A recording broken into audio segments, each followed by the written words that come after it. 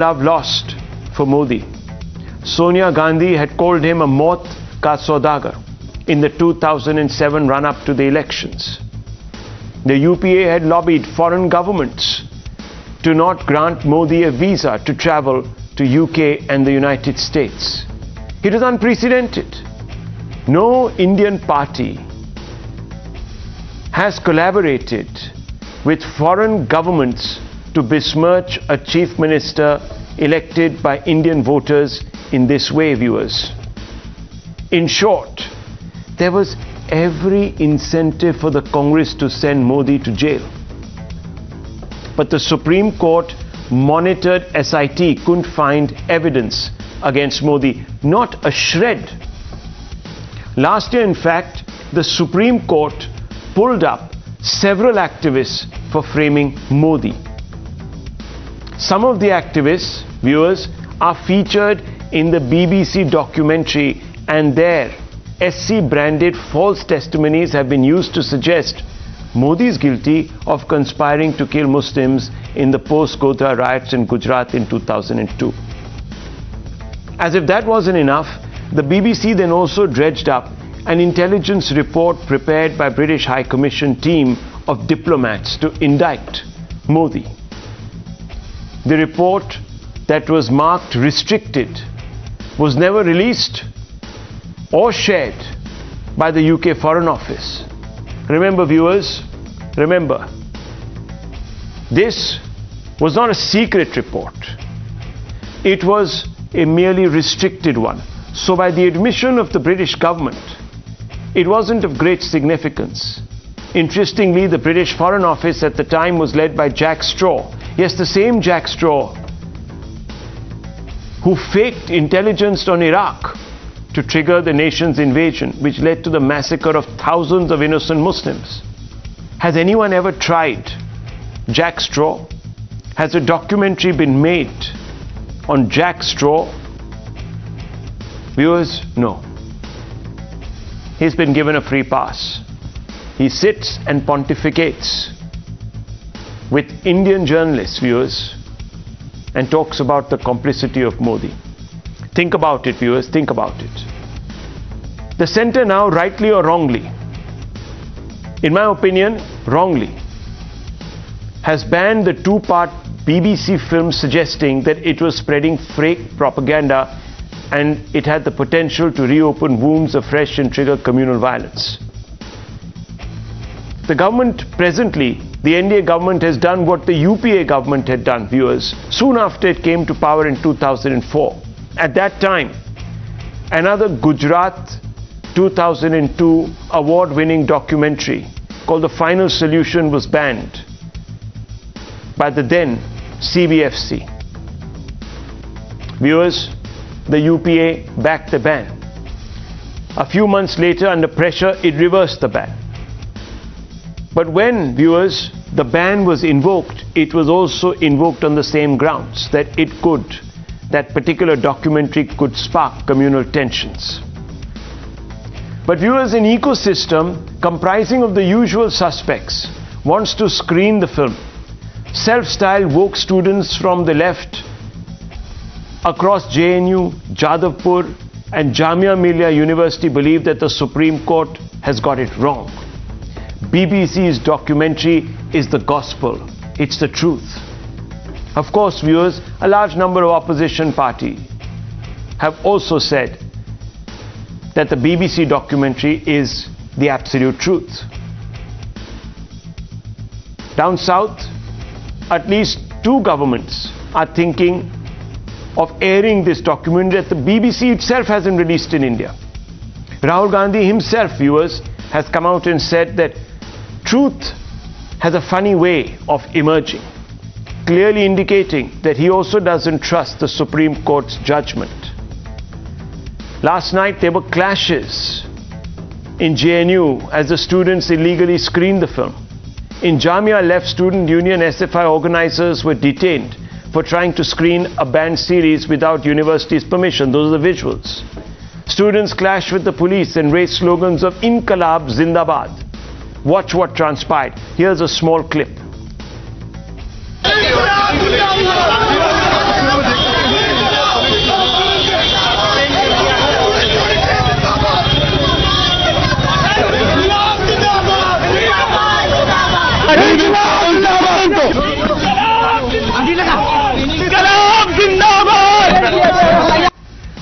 Well, viewers, the Jamia VC, the Vice Chancellor, has warned the left body that no cost will they be allowed to disrupt peace on campus. Meanwhile, the clashes have triggered a bitter war of words. That's also been taking place in the backdrop between the BJP's spokespeople and, of course, viewers, opposition leaders. But, viewers, before we proceed, let me bring to you what the Supreme Court said in its order absolving Narendra Modi. Let's break it down for you, point by point. We have not in any way, viewers, paraphrased any of this. These are the SC's words, and they speak for themselves.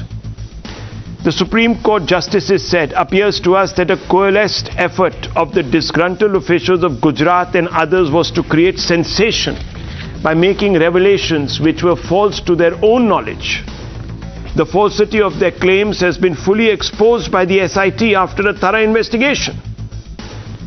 In the name of protest petition, appellants was also indirectly questioning the decision rendered by the court in other cases. She was obviously doing so under dictation of someone. Who was this, viewers? This was one of the survivors of this particular riot. Contents of the protest petition are founded on the affidavits filed by those persons whose versions have been found to be replete with falsehoods. Who are these people, viewers? They find mention in the BBC documentary. Their word is accepted, even though the Supreme Court has said this. Timely corrective measures taken by the state government in right earnest. Repeated public assurances by the then Chief Minister Narendra Modi that guilty will be punished and to maintain peace. Beyond comprehension, to bear suspicion about the meeting of minds of named offenders and hatching of conspiracy by the state at the highest level as alleged, much less grave or strong suspicion as being the quintessence for sending the accused for trial for an offence of criminal conspiracy. The SIT had noted that inaction and negligence of the erring officials had been taken note of at the appropriate level, including by initiating departmental action against them. Very important, viewers. Such inaction or negligence cannot pass the muster of hatching of a criminal conspiracy.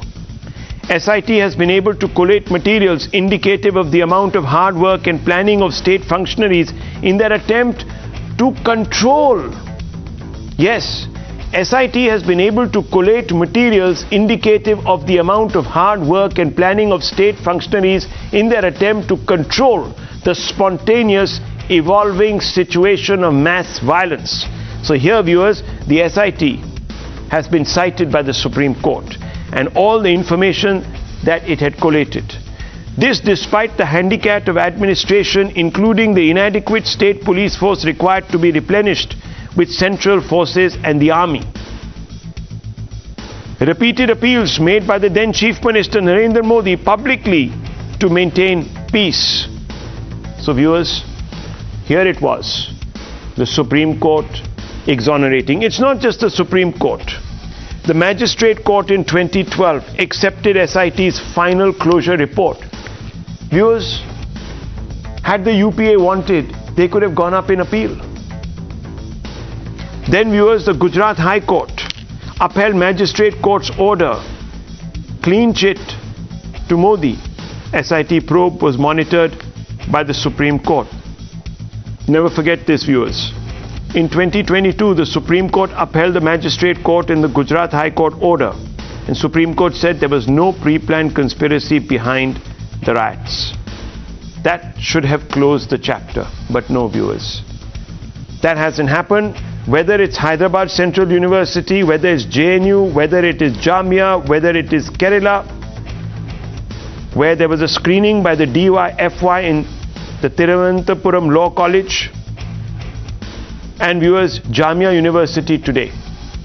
All these universities are going to believe not the Supreme Court, but the BBC. Why, viewers? Is it because they want to try, in the year India is hosting, is at the helm of the presidency of the G20, Are they want to spark communal tensions? Is that the agenda, viewers? It's a fundamental question. Let's ask some of these questions. Remember, viewers, I have no problems with this documentary being screened. It should be, in fact. The truth will be apparent to any sensible individual. Viewers, what we have a problem with is that there is a lobby of interested parties that refuse to accept the Supreme Court's verdict. Viewers, a BBC documentary. Are we so woebegone that we now need the white man's thappa to tell us who is guilty in our country and who is not? Are we so shackled by our colonialist mindset that we can't trust our own institutions? That's the fundamental question. And I want to begin with columnist Anthony Katachurian. Anthony Katachurian, the Supreme Court, and I have gone into details of the Supreme Court verdict. Here it is. Has closed this matter by picking up the threads of some organization called the BBC. Loose threads. What are we trying to do?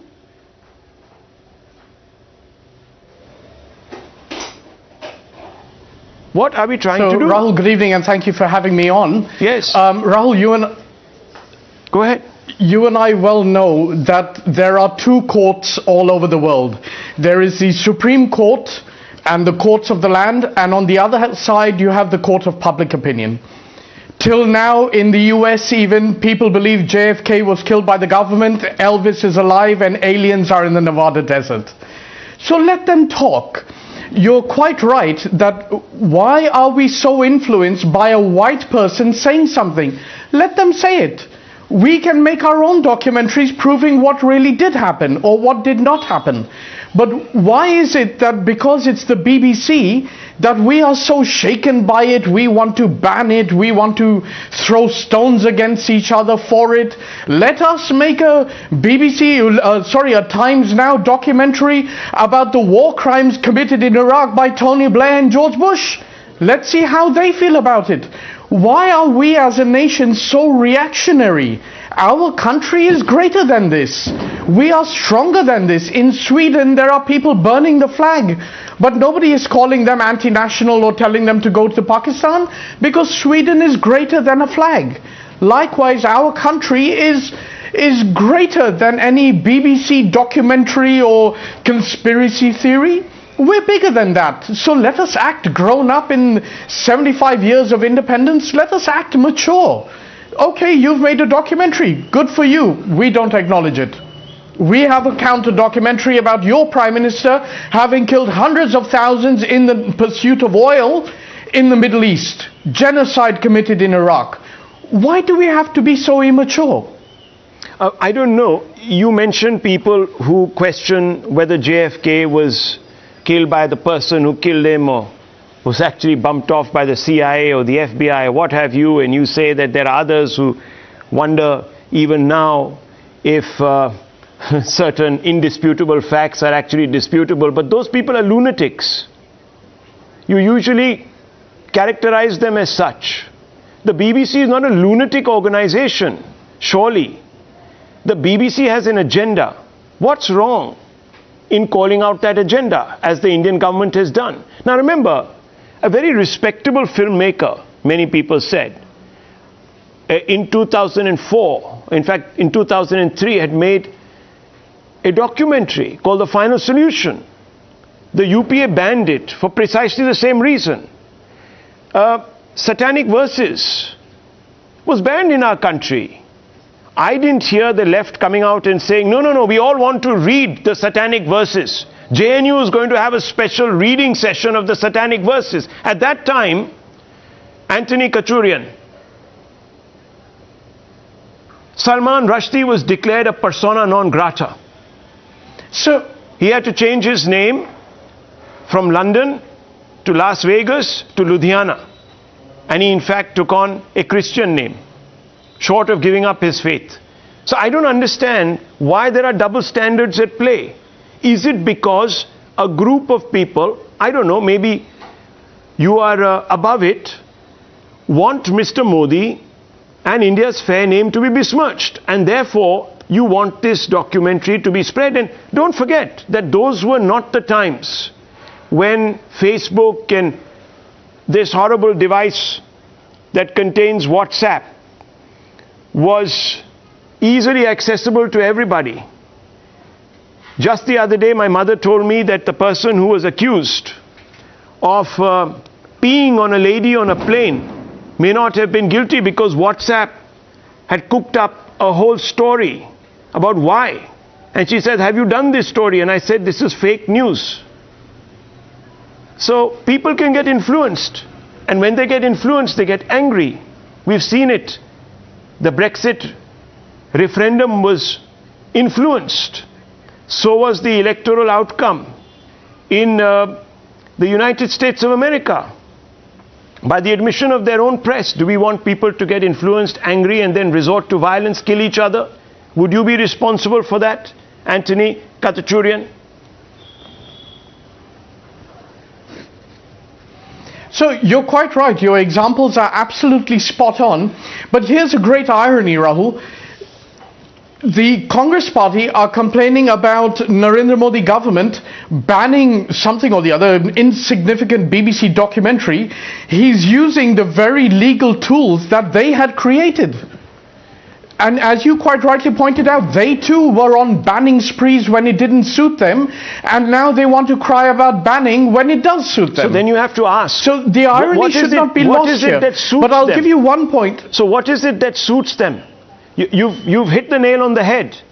Besmirching Modi for political game, fanning riots perhaps, so that they can go out and tell the world in the year that India is going to be hosting G20 nations because it is acquired the presidency, that India is not stable, that what we've been telling you is true, that minorities are treated like subhumans. Should we be playing into this nonsense? Absolutely not, Rahul. But what we should not be doing also is falling for this narrative. We should not, by banning it, by suppressing it, by discussing it, it should be a non-issue. I told you, sir. Somebody's made a documentary, very good. You know what? Lives are at stake. Our aviation sector is making the largest purchases ever seen in the world. Our coal sector is producing the largest amount of coal that the world has ever seen. Let's be positive. Anthony, but we are amplifying this negative news by banning, by stone pelting. Oh, well, Anthony Kachachurian, let me tell you, sir, that on January 6th, the US Capitol was stormed. Why? Because one person had access to a telephone and could say things over Twitter. You saw the damage. They nearly went in there and shot up the Speaker of the House, whose husband was, of course, attacked just recently, and they took in weapons into the equivalent of the US's parliament to shoot up the legislators. We don't want that here, do we? We don't. I am not for bans. Let me tell you, viewers, I'm not for bans. But sometimes certain situations call for desperate measures. I am not once again standing up for this ban. But Rahul, may I come back to you just on that one point, please? If Twitter was celebrated for kicking Trump out for that one tweet, why is Modi's government being hauled over the coals for taking a very, very legitimate measure? It's by the book, viewers. He hasn't cooked up any laws. May I come back to you just on that point? To save the peace. No, let's open this up. I think you made some important points. Let me get a view from the other side. Let me get in Ishkaran Bhandari. Mr. Bhandari, how do you respond to Anthony Kachachurian who says, it's okay. Why are we so insecure? How do you respond to him? An objection to something you said when you say BBC is not full of lunatics. I think it's a wrong statement to make for two reasons. Because the sister of BBC is New York Times, and I read a food recipe on New York Times. They started a food recipe by saying, under the prime ministership of Modi, under the Hindutva bandit which is running the country, it is difficult to write about a food recipe without talking about Hindu nationalism. And New York Times editors allow that to be posted. Now, if in a food recipe you find Hindu nationalism and you blame Prime Minister Modi for an egg curry recipe, that shows the sanity of the left loonies which are running some of these old-time good institutions, if they were ever good at the old times, before the social media exposed them. So firstly on that point. Now secondly on the other point, when this BBC documentary came out, I said it's an utter nonsense. The Indian courts have ruled on this issue. There was zero evidence, and this investigation was done at a time when Congress was in power. Let us not forget that. From 2004 to 2014, their prime target was Chief Minister of Gujarat. When they could find no evidence, the Supreme Court upheld all the judgments of the court. The SIT could find no evidence. I think that was sufficient. Per se, I believe in the Streisand effect. For people who don't understand social media, somebody took the photographs of coastal California, 12,000 photographs, one picture of Barbara Streisand's house. She filed a case to ban it. Only 6 people had downloaded that picture. 4 lakh people ended up downloading the picture. So bans do not work. So I don't agree with bans on that ground also. I don't agree with blocking on that ground also. Of course, BBC has written or made a documentary which is completely biased, completely full of holes, and is relying on people who have been disproved in forum after forum, investigation after investigation. But if the government wants to ban it because it has certain reasons to, I don't see how it will be effective. We should have just taken it as a garbage, which BBC piece was, pure unadulterated garbage. Well, Ishkan Bhandari, I don't want to give these people an alibi by suggesting they're lunatics.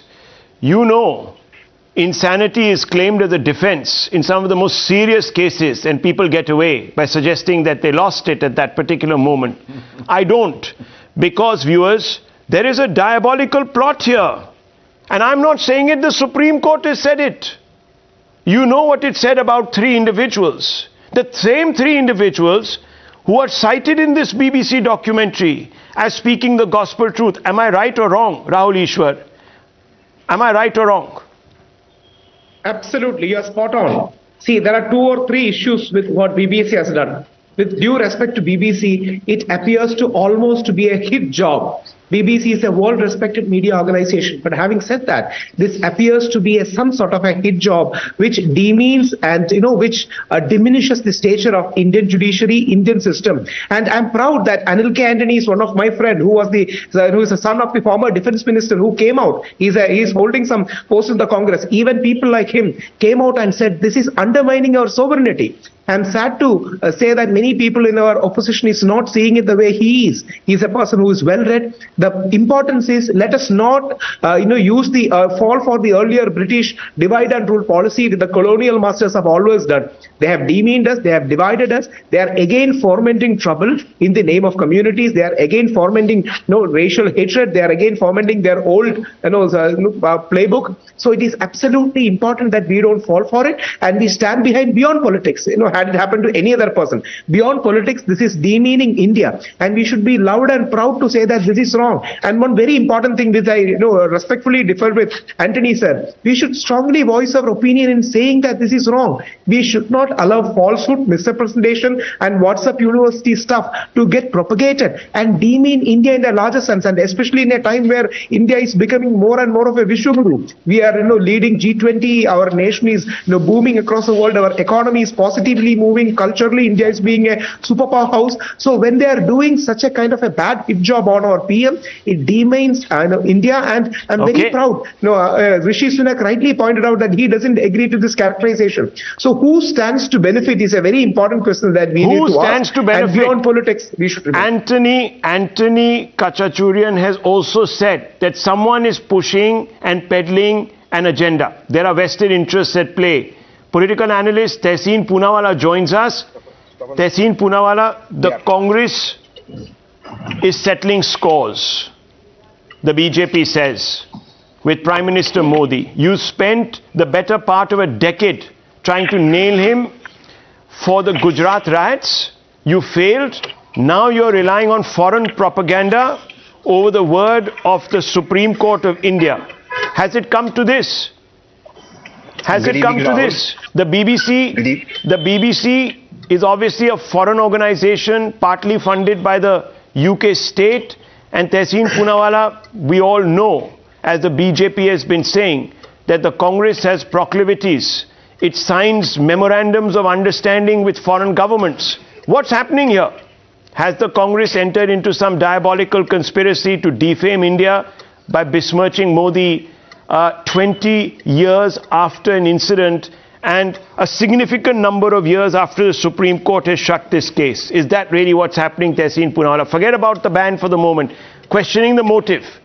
Why put a foreign fake organization, or foreign fakery as the Indian government calls it, over the Supreme Court's word? Okay, good evening, Rahul, for the upteen time. Good evening to all the fellow panelists and to all your viewers. Just landed from the airport, so sorry I'm on the road. Just 3 or 4 quick points. Look, when this documentary came out before the government banned it, when it came to me, my initial reaction was, the Gujarat cases have been done, dusted and settled by the Honorable Supreme Court. So I am of the opinion that once the Honorable Supreme Court has made a decision, at least for me, that is the law of the land. If anyone had any further evidences, the place to submit those evidences was to the Honorable Supreme Court. So I actually did not take this documentary seriously. The problem that has happened, Rahul, is, and I agree with what Ishkaran said, that this government jumped the gun and decided to ban something. Somebody in the government decided they have to be more loyal than the king and decided to ban this documentary. And you know, Rahul, more than anybody else, that bans never work. The minute you try to ban something, it will obviously spark a reaction and people will try and do what they want to do. Yes, the legitimate question is, Congress has also banned things in the past, which I have said on your show. It is wrong. Freedom of speech, we would rather stand for excess freedom of speech than less freedom of speech. I would rather stand for erring on the side of freedom of speech rather than less. The question that you raise, which I don't think is legitimate, Rahul, with due respect to you, and you know I have a lot of respect to you, is what if there is violence? And Ishkaran will bear me out that in the sedition cases and in the 295 cases, a full bench of the Supreme Court has said the following, that you cannot ban something for the apprehension of violence unless violence actually takes place. This has been numerous examples, including saying Khalistan Zindabad, we want separate Khalistan, and the Supreme Court has come down and protected. And just allow me to finish, Ishkan, then you're upright. So if you feel that there is going to be a legitimate concerns of violence, you need to take law and order steps in those local areas. You can't ban an entire documentary. I think that this documentary, in my opinion, I thought that this documentary may not have anything new to add. That was my personal opinion. I did not watch it. But now there is curiosity because the government is banned it. And one last point. For the Law Minister of India, who talks so much, he is now quoting the judiciary, for whom we have the highest respect, saying that they gave the Honorable Prime Minister clean chit. I agree. Your judiciary gave the Prime Minister clean chit, and he's quoting the same judiciary against whom he's fighting and saying, look, the basic structure must go, the collegium system must go. So this is a government which is confused, which has no direction, and has ended up scoring a self-goal or shooting itself in the foot by trying to ban this documentary. It did not need to ban it, and believe me, nobody would have seen it. It got traction when you tried to ban it. Tehseen Poonawalla believes that the Supreme Court's word is final. See, the one question you didn't answer, Tehseen, was the motivation then behind why your in-law, Rahul Gandhi, TP says, Tehseen Poonawalla, TP says that this is not worth watching. Put the Supreme Court's verdict as your guiding light.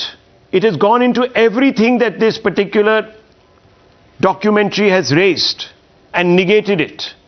So if TP is right, why is RG, his in-law, playing this up and saying truth has surfaced? So what is the agenda? Tehseen Poonawalla, you need to tell us what. You're a Congress insider. You know. What is the agenda? Why is the Congress then pushing a documentary that you, TP, find absolutely outlandish? Because if tomorrow, hypothetically, there is another government in Pan, they decide to ban Times Now, I would stand up for Times Now. Don't get into the free speech aspect. No. I'm getting into the motivation. You're being clever. I've already said. I am not. One second. Tehseen Poonawalla, I've already said. I'm not in favor of the ban.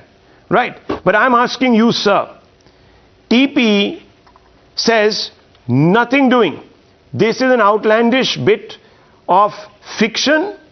The Supreme Court should be our guiding light. then why is your in-law RG making such a big deal about this and saying this is the gospel truth? And you didn't answer my question. I said, is it because the Congress party has a propensity to sign up for foreign propaganda or with foreign governments? Is that the reason? I'm only asking you a simple question. I'm not asking you this question because I believe it. I'm asking you this question because the BJP has put it out there. The BJP talks nonsense. It's a party that has no idea of how to Did you not govern sign this an country. MOU with the Chinese Communist Party with Xi Jinping? Should I show you the pictures? And may I reply to that? May I reply to that? Yes, please. Very humbly, I'll reply to that. I'll reply to that with an example and with an answer on your MOU. Was the most honorable Prime Minister of India, then Chief Minister of Gujarat, helping the terrorists by standing outside Taj and doing a press conference when our army was fighting in 26/11? Was the Prime Minister helping ISI when he called ISI into India? Sir, no, again, no, sir. Allow me to finish. Again, no, one second. Again, your government... I will never call anyone an anti-national. Punala, I think this business of calling people anti-nationals must stop. This is not acceptable. It must Listen, stop. Tehseen Punala, Why? 1 second. Tehseen Punala, 1 second. Is it not true that your government did the unprecedented or took the unprecedented step of lobbying foreign governments to deny a sovereign elected chief minister of this land visas? Is it not true, or am I lying? No, those were individual MPs. It wasn't the government line. It was never the government line. It was individual MPs. Ishkan Bhandari You can hold those MPs to guilt, but there was never the government line. Right. So the Congress party doesn't know what its MPs are up to. Ishkan Bhandari wants to respond. It wasn't just Congress MPs. It was a number of MPs, and I think that was also wrong. Modi ji was our chief minister. You cannot do it. And I would stand up, and just like I stood up for the BJP, I'm standing up for the Congress. Why was Bans it done? don't happen. So why and was therefore it they're done? out of power. So and why therefore was they're it out done? of power. So why was it They're done? out of power. The people of India Why taught was them it a done? lesson. So why was it done? Rahul, today Because you have an agenda against Modi. You can't see him. You can't see him succeed, and you can't see India under him succeed. Admit it tonight. Come on. What's wrong? Why would you mean India under him succeed? India succeeded when the nuclear deal was, India was given an exception and the BJP bought cash Ishkan and Bhandari. stifled the nuclear deal. Ishkan Was the Bhandari. BJP anti-India? When Tehseen Punala starts Was the getting BJP agitated, I know that I have been able to get him. I know I've been able to get him on certain questions. Ishkan Bhandari wants to respond to you. Two short points. Just one. Can I speak now? It's okay. Understood. Yeah, okay. Rahul, it appears to me that the sum of individual opinions in Congress might be greater than the strength of Congress. Digvijay Singh says something, that's individual opinion, but no action is taken on him. MPs want to stop the chief minister of an elected state from going to US. That is Mr. Modi. That is an individual opinion. So everything in Congress is an individual opinion, including Rahul Gandhi tearing the ordinance of the cabinet. Bhaiya, please tell us what is the collective Congress opinion on Balakot? What is the collective Congress opinion on 2002? What is the collective Congress opinion on any subject? We are sick of individual opinions. And one last point. I started by saying that the ban is silly. But of course the government has the power to ban it. Also 295A that Tehseen is talking about, that is at the stage of conviction. We see daily people get arrested under 295A by all governments. So that is the law of the land. Let us be clear about the law at least. Okay, Ashutosh ji, 1 second. But it is being misused. Okay. And bans. Okay, two people have been very patient. And we are celebrating constitutional days by using emergency pass to ban a documentary which nobody would have seen. Okay, Our constitution gives us the right to say. 1 second. Don't get into the viewers. One second, Ishkan Bhandari, just 1 second. Let me step in here. Viewers, look. There is a deliberate attempt being made tonight to get into this ban question. We're not in the ban question. The reason that JNU leftist woke, self-styled woke students want to watch or propagate this is not because they're standing up for free speech. Because let me tell you about JNU, viewers. Shaila Rashid Shora, who was a prominent JNU student and a very prominent leftist leader in 2015. She was a student then. Baba Ramdev was invited for a speech. And she says, it is very unfortunate to know that JNU has allowed Baba Ramdev to be invited as a keynote speaker in the valedictory ceremony of the Congress of Vedanta. It does not befit the stature of an academic institution like JNU to have a person with such a questionable background to address an academic gathering. So viewers, this is not about free speech. All the JNU types who are all getting today excited about the prospect, you ask them, should satanic verses of Salman Rushdie be released? They will all bolt. They will run away. No. How can that? Hare? How can that be? You're insulting our whole community. They will scam in 30 seconds. Viewers, let me tell you, JNU doesn't respect free speech. Today's students have beaten a journalist there. I'll come to that in just a few moments. This is not about the ban, this is not about free speech, this is about motivations. Ashutosh ji, you are trusting a BBC documentary that, Ashutosh ji, you are trusting a BBC documentary. I think I've lost him. No, I'm here. Have we lost him?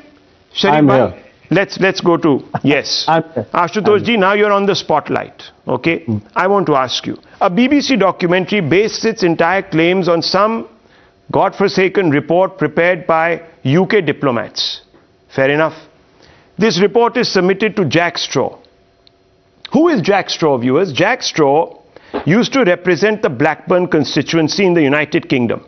He still has political ambitions. The constituency is known to have a Muslim demographic of almost 36%. That's the vote base. They also have a first past the post system in the UK. He gets 36% of these votes. He adds another 5-10% of those that are disaffected by the Tory party, and he becomes an MP tomorrow. This is what we are endorsing. Private interest, and of course, viewers, an interest in sparking communal violence. So Ashutosh ji, are we going to end up endorsing something like this? And is that the real reason behind all of this? Rahul, I'm not JNU type.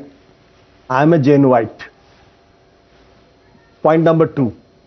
I always thought that India is a free country. We got freedom on 15th August 1947. Britishers have left.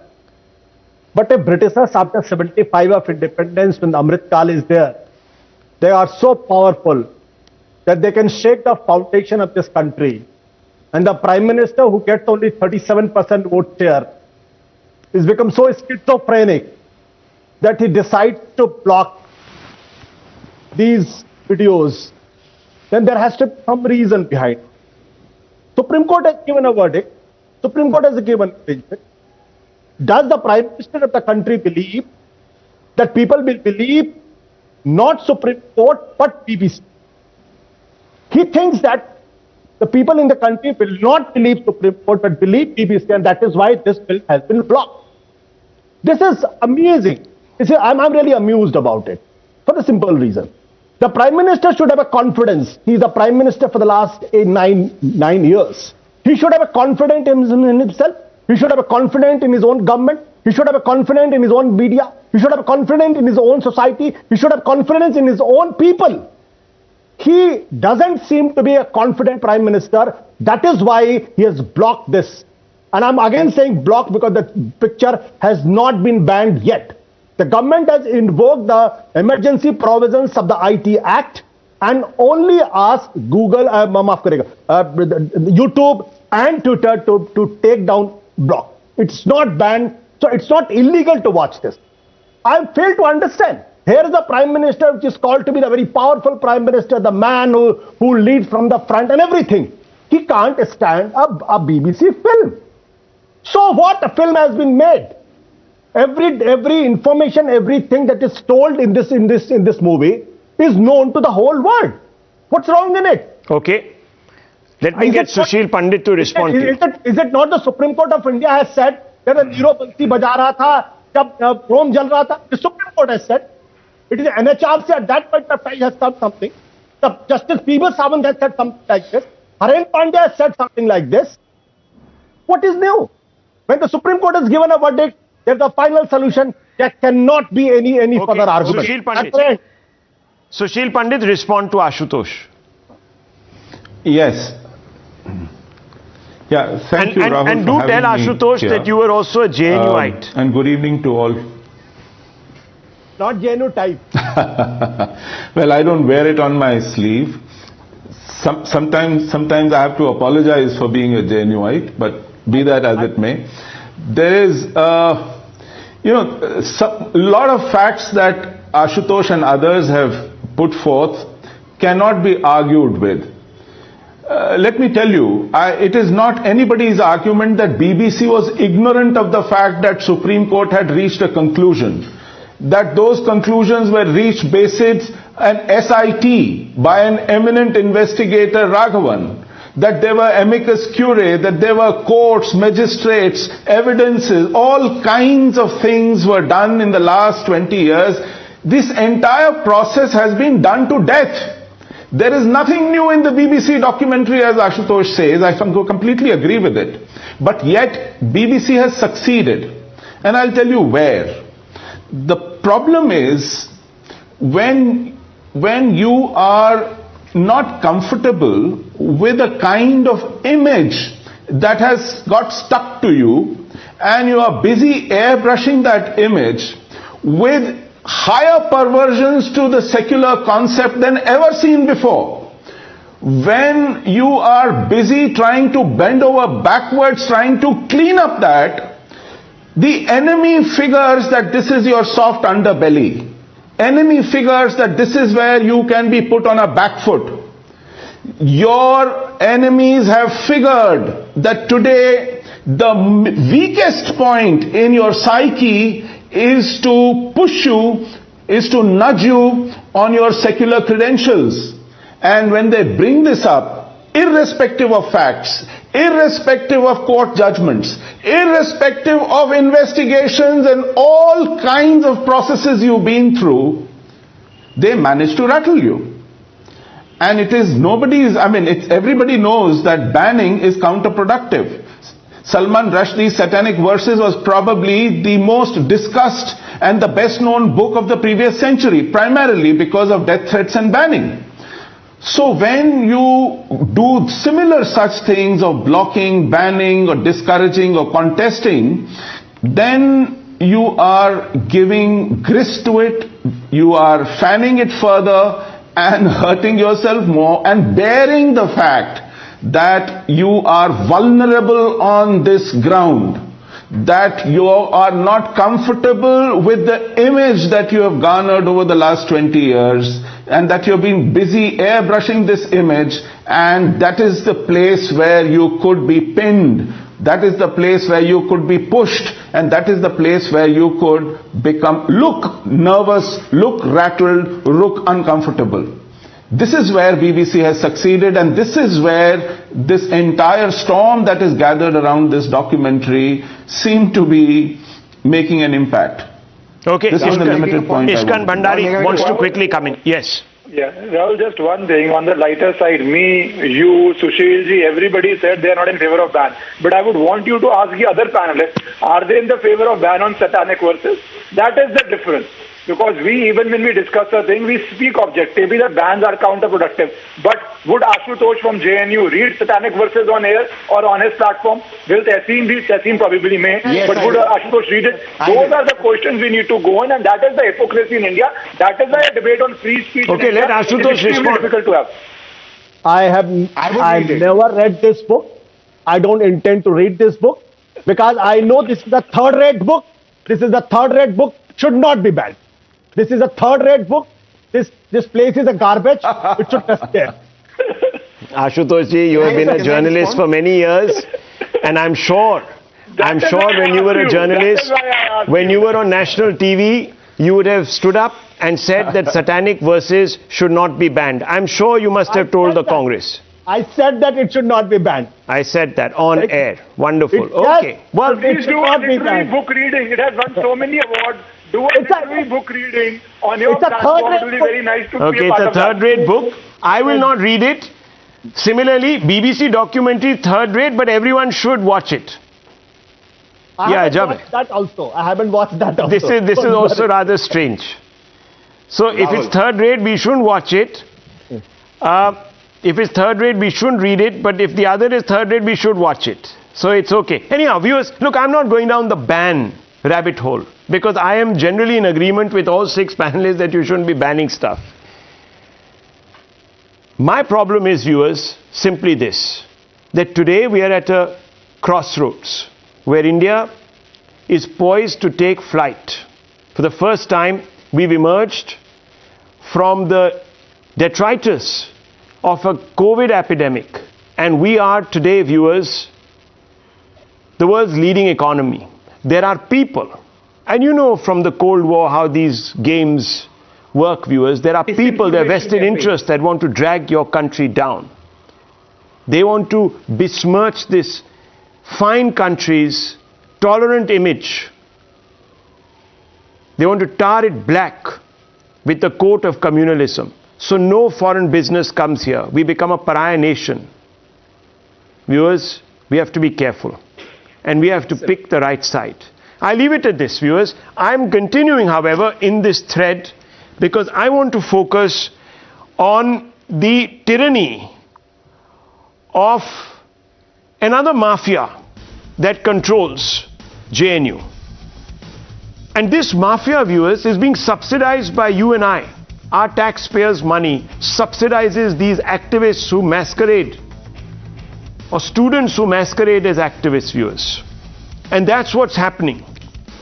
JNU has been called the cradle of freedoms by this bunch of self-actualized wokes.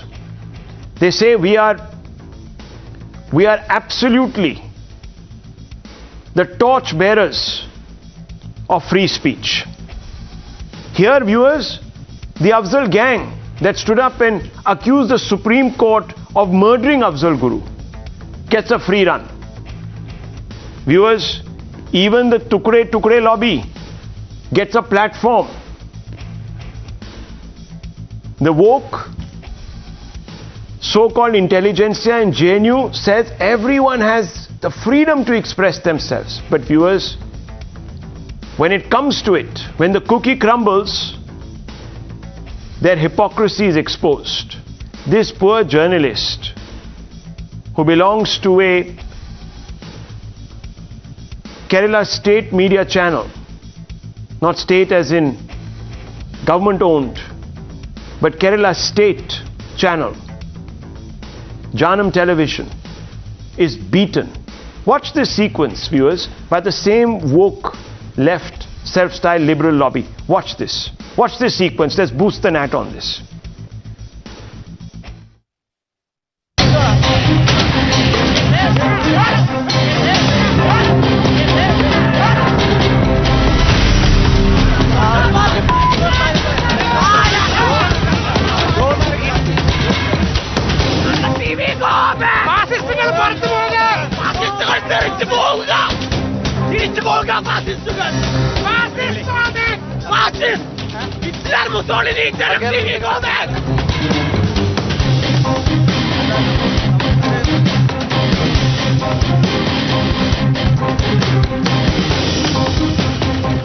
Viewers, this loutish behavior, this duplicity, this business of virtue signaling is all funded by you and I.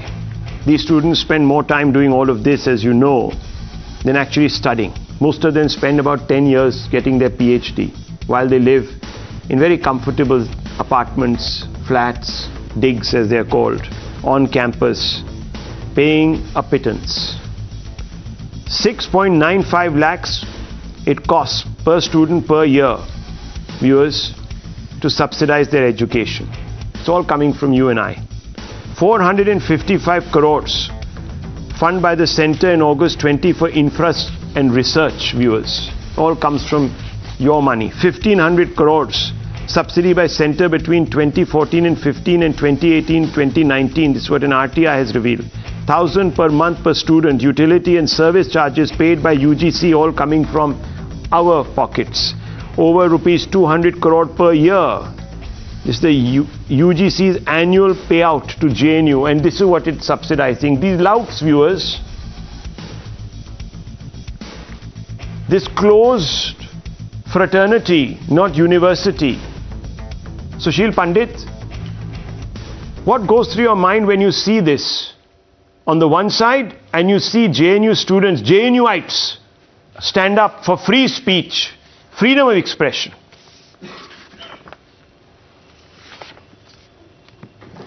It's a terrible tragedy, Rahul, and I mentioned in my earlier intervention that I very often have to apologize for being from JNU, because what goes on there, and it is huge hypocrisy. It has been allowed to fester. It has literally become a snake pit. And let me tell you, with no mean contribution from the entrenched faculty there itself. You know, they are very often poisoning these minds and filling them up with garbage, with hate, with a lot of stuff against the nation, against the society, against the culture, against the system, certainly against the government, constitutionally run government of India.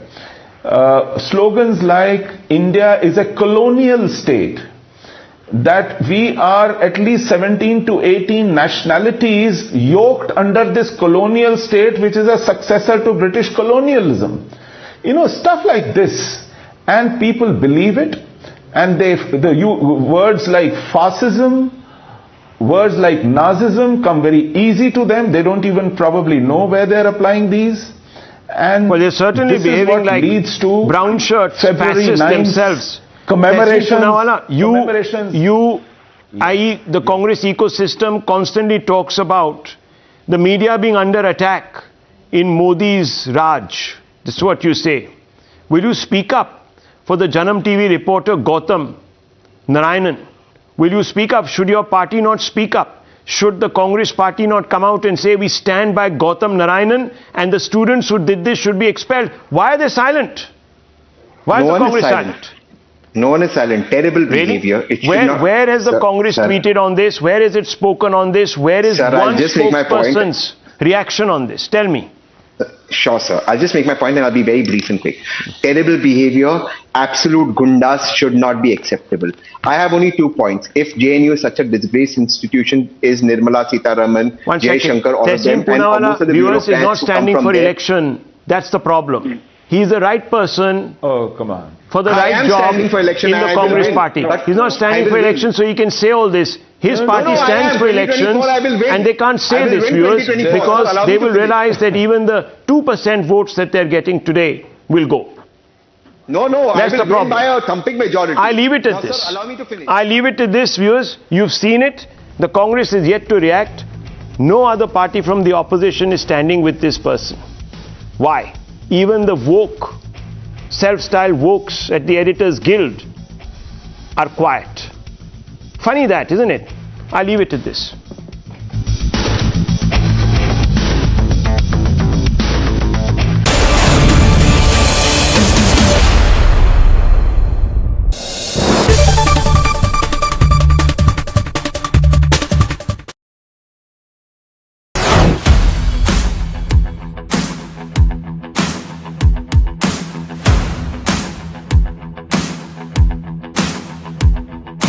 What's up, guys? It's a great day. It's a beautiful day. Or all right, this is not your vlog, Akash. This is Gadget Times. I welcome you all. I am Pavni Jain, and this is our very special series where we are collaborating with different people on a variety of topics to bring the best for you guys, right from the experts. So today we have with us is Akash Malhotra, aka Wander with Sky.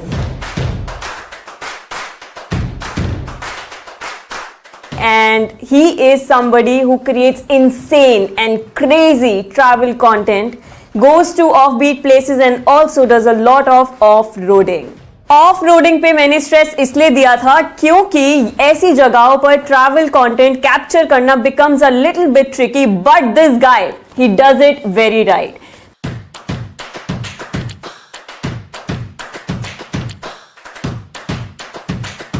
This is why today's video is on how to use an action camera like a pro, featuring Akash Malhotra, because it is easier to wander with Sky, but it is not easy to wonder how to use an action camera. Come on, guys, right? अच्छा था.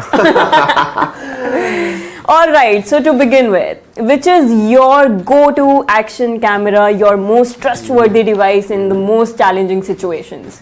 I think बहुत time हो गया use करते हुए, and everyone knows about this about me is that मैं बहुत avid GoPro user हूँ. So GoPro is my game.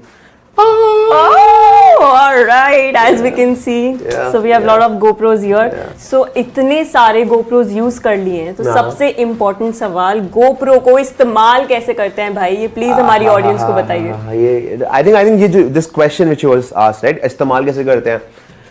इसके हर permutation combination में जवाब है. For every use case, अगर आप कैमरे के अंदर बात करने वाले हैं, you're a vlogger, there's a use case. अगर आप biker हैं, there's a use case. अगर आप scuba diver हैं, there's a use case. मतलब camera is so versatile in itself कि आप हर perspective में डिफरेंट सिचुएशन में कैमरे को डिफरेंट यूज कर सकते हैं. तो आपको अगर मुझसे थोड़ा डिटेल में सवाल पूछेंगे काश अगर ब्लॉग कैसे करते हैं, तो मैं आपको उस यूज केस में एक अलग सिचुएशन बताऊंगा. मगर मेरे हिसाब से the easiest way to somebody to start a GoPro is just go. मतलब पर्सपेक्टिव्स पे खेलो. कैमरा इतना छोटा है, आप जमीन पे रख सकते हो, आप फेंक सकते हो, कैच खेल सकते हो. मतलब सोच को ब्रॉडन करना जरूरी है. And I think that's where you start using a GoPro camera. Technicalities are different which I believe हम बात करेंगे, but the place to start is to go crazy.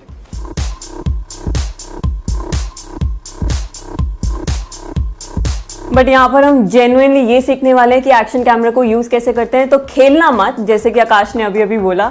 Basic accessories आपको क्या क्या चाहिए? सुपर. सो ये है शॉर्टी. एंड जैसे आपने पूछा कि सबसे इंपॉर्टेंट क्या है, GoPro की चीज में माउंट करना बहुत क्रिटिकल है. बिकॉज अगर आप उसको हाथ में पकड़ते हैं, majorly you will and up putting your finger somewhere. क्योंकि इतना वाइड ऑफ एंगल है, मेरे साथ बहुत होता है शुरू में. अगर even if you keep a finger over here, वो दिख जाएगा. तो it's better to mount it in something. Usually अगर आप GoPro खरीदते हैं और GoPro का एडवेंचर किट लेते हैं, तो उसमें शॉर्टी आता ही है.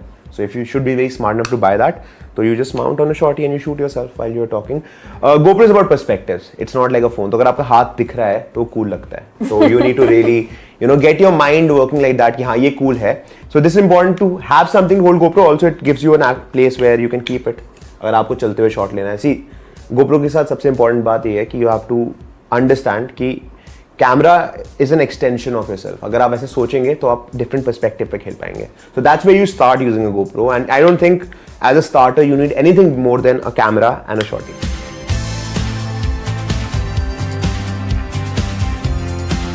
Would you want to tell something to our viewers about the memory? Because इसमें normal, simple micro SD card use नहीं कर सकते हैं. Which one is it? So the GoPro is capable of shooting. The Hero 10 is capable of shooting 120 FPS at 4K. Okay. ठीक है. अब situation क्या है कि अगर आप 120 फ्रेम्स कर रहे हैं तो you need a memory card which can write at that speed. बहुत सारा डेटा है. एंड आप 5K भी शूट कर रहे हैं at 60 FPS. That's a lot of data. So like we said, basic setup में आपको चाहिए battery, memory card, camera itself and also shorty like Akash mentioned. ये सब आपको मोर और लेस किट में मिल जाएगा. आकाश की फेवरेट मेमोरी कार्ड नहीं मिलेगा किट में. Oh, okay. That is an important information, guys. That is very important. So you'll have to buy a memory card अलग से. थोड़ी सी हम कैमरा सेटिंग्स पे बात कर लेते हैं. आप इतने एक्सट्रीम वेदर सिचुएशंस में होते हैं, कंडीशंस में होते हैं, क्या है सबसे बेस्ट कैमरा सेटिंग्स? मैं आपको 3 टेस्ट केस यूज केस बताऊंगा. ठीक है. आपका पहला यूज केस है vlogging. Okay. When you are vlogging means you are talking into the camera. आप व्लॉग कर रहे हैं माउंट करके. And also I will show you my vlogging gear of my GoPro कि आपको आइडिया हो जाएगी मैं कैसे व्लॉग करता हूँ. तो अगर आप व्लॉग कर रहे हैं तो उसमें यूजुअली आपको स्लो मोशन की जरूरत होती नहीं है. तो मेरा रिकमेंडेशन है shoot in 4K and 30 frames per second. 30 frames per second is the max you need to shoot. और shoot 5K, shoot at 30 frames per second जब आप व्लॉग कर रहे हैं. Second use case is action. Okay. Action क्या आपने bike पे mount किया है. अब आपको बाइक माउंट पे what I like to do, and sorry हम एक चीज तो बात करना ही भूल गए. GoPro has a fourth feature which is lens. तो इसमें lens has 4 settings. Okay. Linear, ठीक है, wide, super wide. Okay. ठीक है. Now क्या होता है linear में, आपने देखा होगा GoPro में एक fish eye बनता है. Usually it stretches out because the lens is like that. It shoots at 120 degrees. तो when I vlog personally मैं हमेशा उसको linear रखता हूँ. या if I'm shooting with a shorty because shorty छोटा है तो I might just keep it on a wide, max wide, right? But I don't go super wide because अगर मैं अपने को शूट कर रहा हूँ, मैं super wide करूँगा शूट, तो मेरा वो पूरा मुंह स्ट्रेच कर देगा, ऐसे अजीब सा हो जाएगा in the video, which has happened. तो I choose Night viewers. TMC Saket Gokhale has been arrested by the Enforcement Directorate in a money laundering case. Summons has also been issued to Rahul Gandhi's alleged aide Alankar Sawai, who has now been summoned by the agency. Supreme Court has granted interim relief of 8 weeks to Ashish Mishra, the key accused in the 2021 farmers' killing in Uttar Pradesh's Lakhimpur Kheri, and has directed him not to stay in UP or Delhi. UP Minister Nand Gopal Nandi has been sentenced to 1 year imprisonment for attacking his rivals at a public meeting. He allegedly attacked SP workers at a rally which was addressed by Revati Raman Singh in 2014.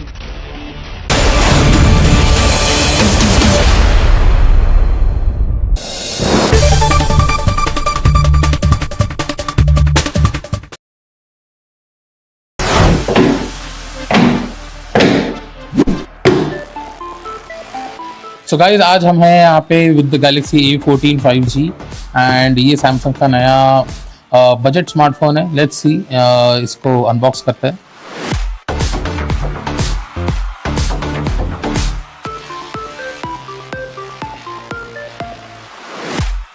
जैसे कि देख सकते हैं इस डब्बे में एक phone है और नथिंग नीचे ऊपर सिम इजेक्टर टूल एंड अंदर इसके आई थिंक चार्जिंग केबल होना चाहिए. यप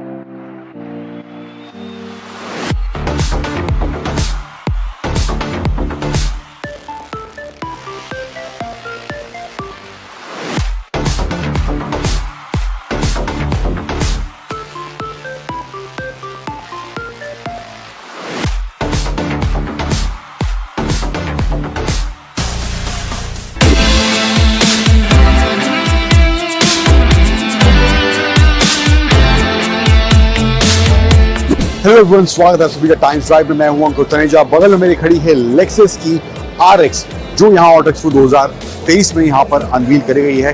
दो वर्जन है 350H और 500H. 500H यहाँ पर खड़ा हुआ आप देख सकते हैं हमारे सामने है and the car looks absolutely stunning specially in this colour. And यहाँ पर देखेंगे ये F स्पोर्ट की बैजिंग लगी हुई है. तो 500H में जो है वो F स्पोर्ट वाला वर्जन आता है, 350H में F स्पोर्ट नहीं आता है. डिजाइन की बात करें तो गाड़ी रोटेट हो रही है, थोड़ा जैसे गाड़ी रोटेट हो रही है वैसे मैं डिजाइन की बात कर लेता हूँ. सो ओवरऑल देखिए in terms of dimension proper SUV वाला फील इसके साइज से आपको देखने को मिलेगा. एंड यहाँ पे क्लैडिंग थ्रू आउट दी गई है, पियानो ब्लैक में इसकी क्लैडिंग दी गई है. सो प्रीमियमनेस यहाँ पर झलक करते हुए सामने आ रही है. एंड ओवरऑल टायर्स का जो अलॉय व्हील्स हैं वो भी सिंगल टोन में ब्लैक में यहाँ देखने को इधर मिल रहे हैं. फिर आऊँ पीछे की तरफ तो यहाँ पर थोड़ा वो कूपे वाला फील आता हुआ आपको देखने को मिलेगा. एंड पीछे की तरफ कनेक्टेड ये लाइट यहाँ दी गई है लेक्सस की ब्रांडिंग. RX 500H की ब्रांडिंग यहाँ डायरेक्ट फोर दिया गया है. एंड ये ऑफ रोडिंग कैपेबिलिटी साथ लेक्सस कह रही है ये गाड़ी को प्रोवाइड कर रही है.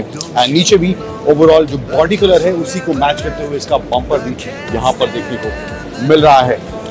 सो डोर जो है उसमें एक छोटा स्विच दिया गया है जिसको हल्का सा आप टच करेंगे तो automatically doors set.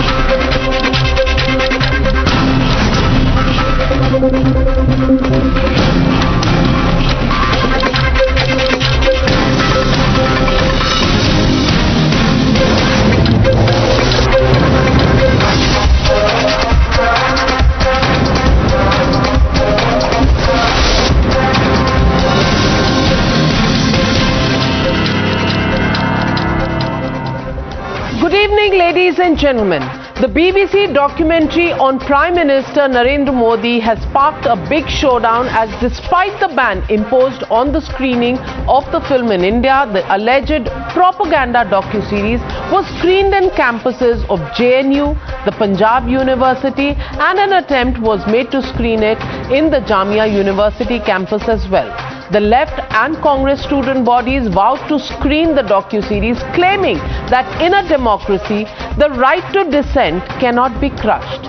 Even as JNU administration refused to give permission to allow the screening of the film, the students went ahead and watched the film on their laptops defying all orders by the university. Violent scenes were also witnessed in the JNU campus last night as stones were pelted by some miscreants. Now, not just in JNU, but today ruckus was also reported in the Jamia University campus in the national capital. More than a dozen left-wing students were detained by the police after they went ahead to screen the film in the campus despite no permission. Students clashed with the police and raised slogans of Inqilab Zindabad as they were hauled away by the police. Watch what transpired.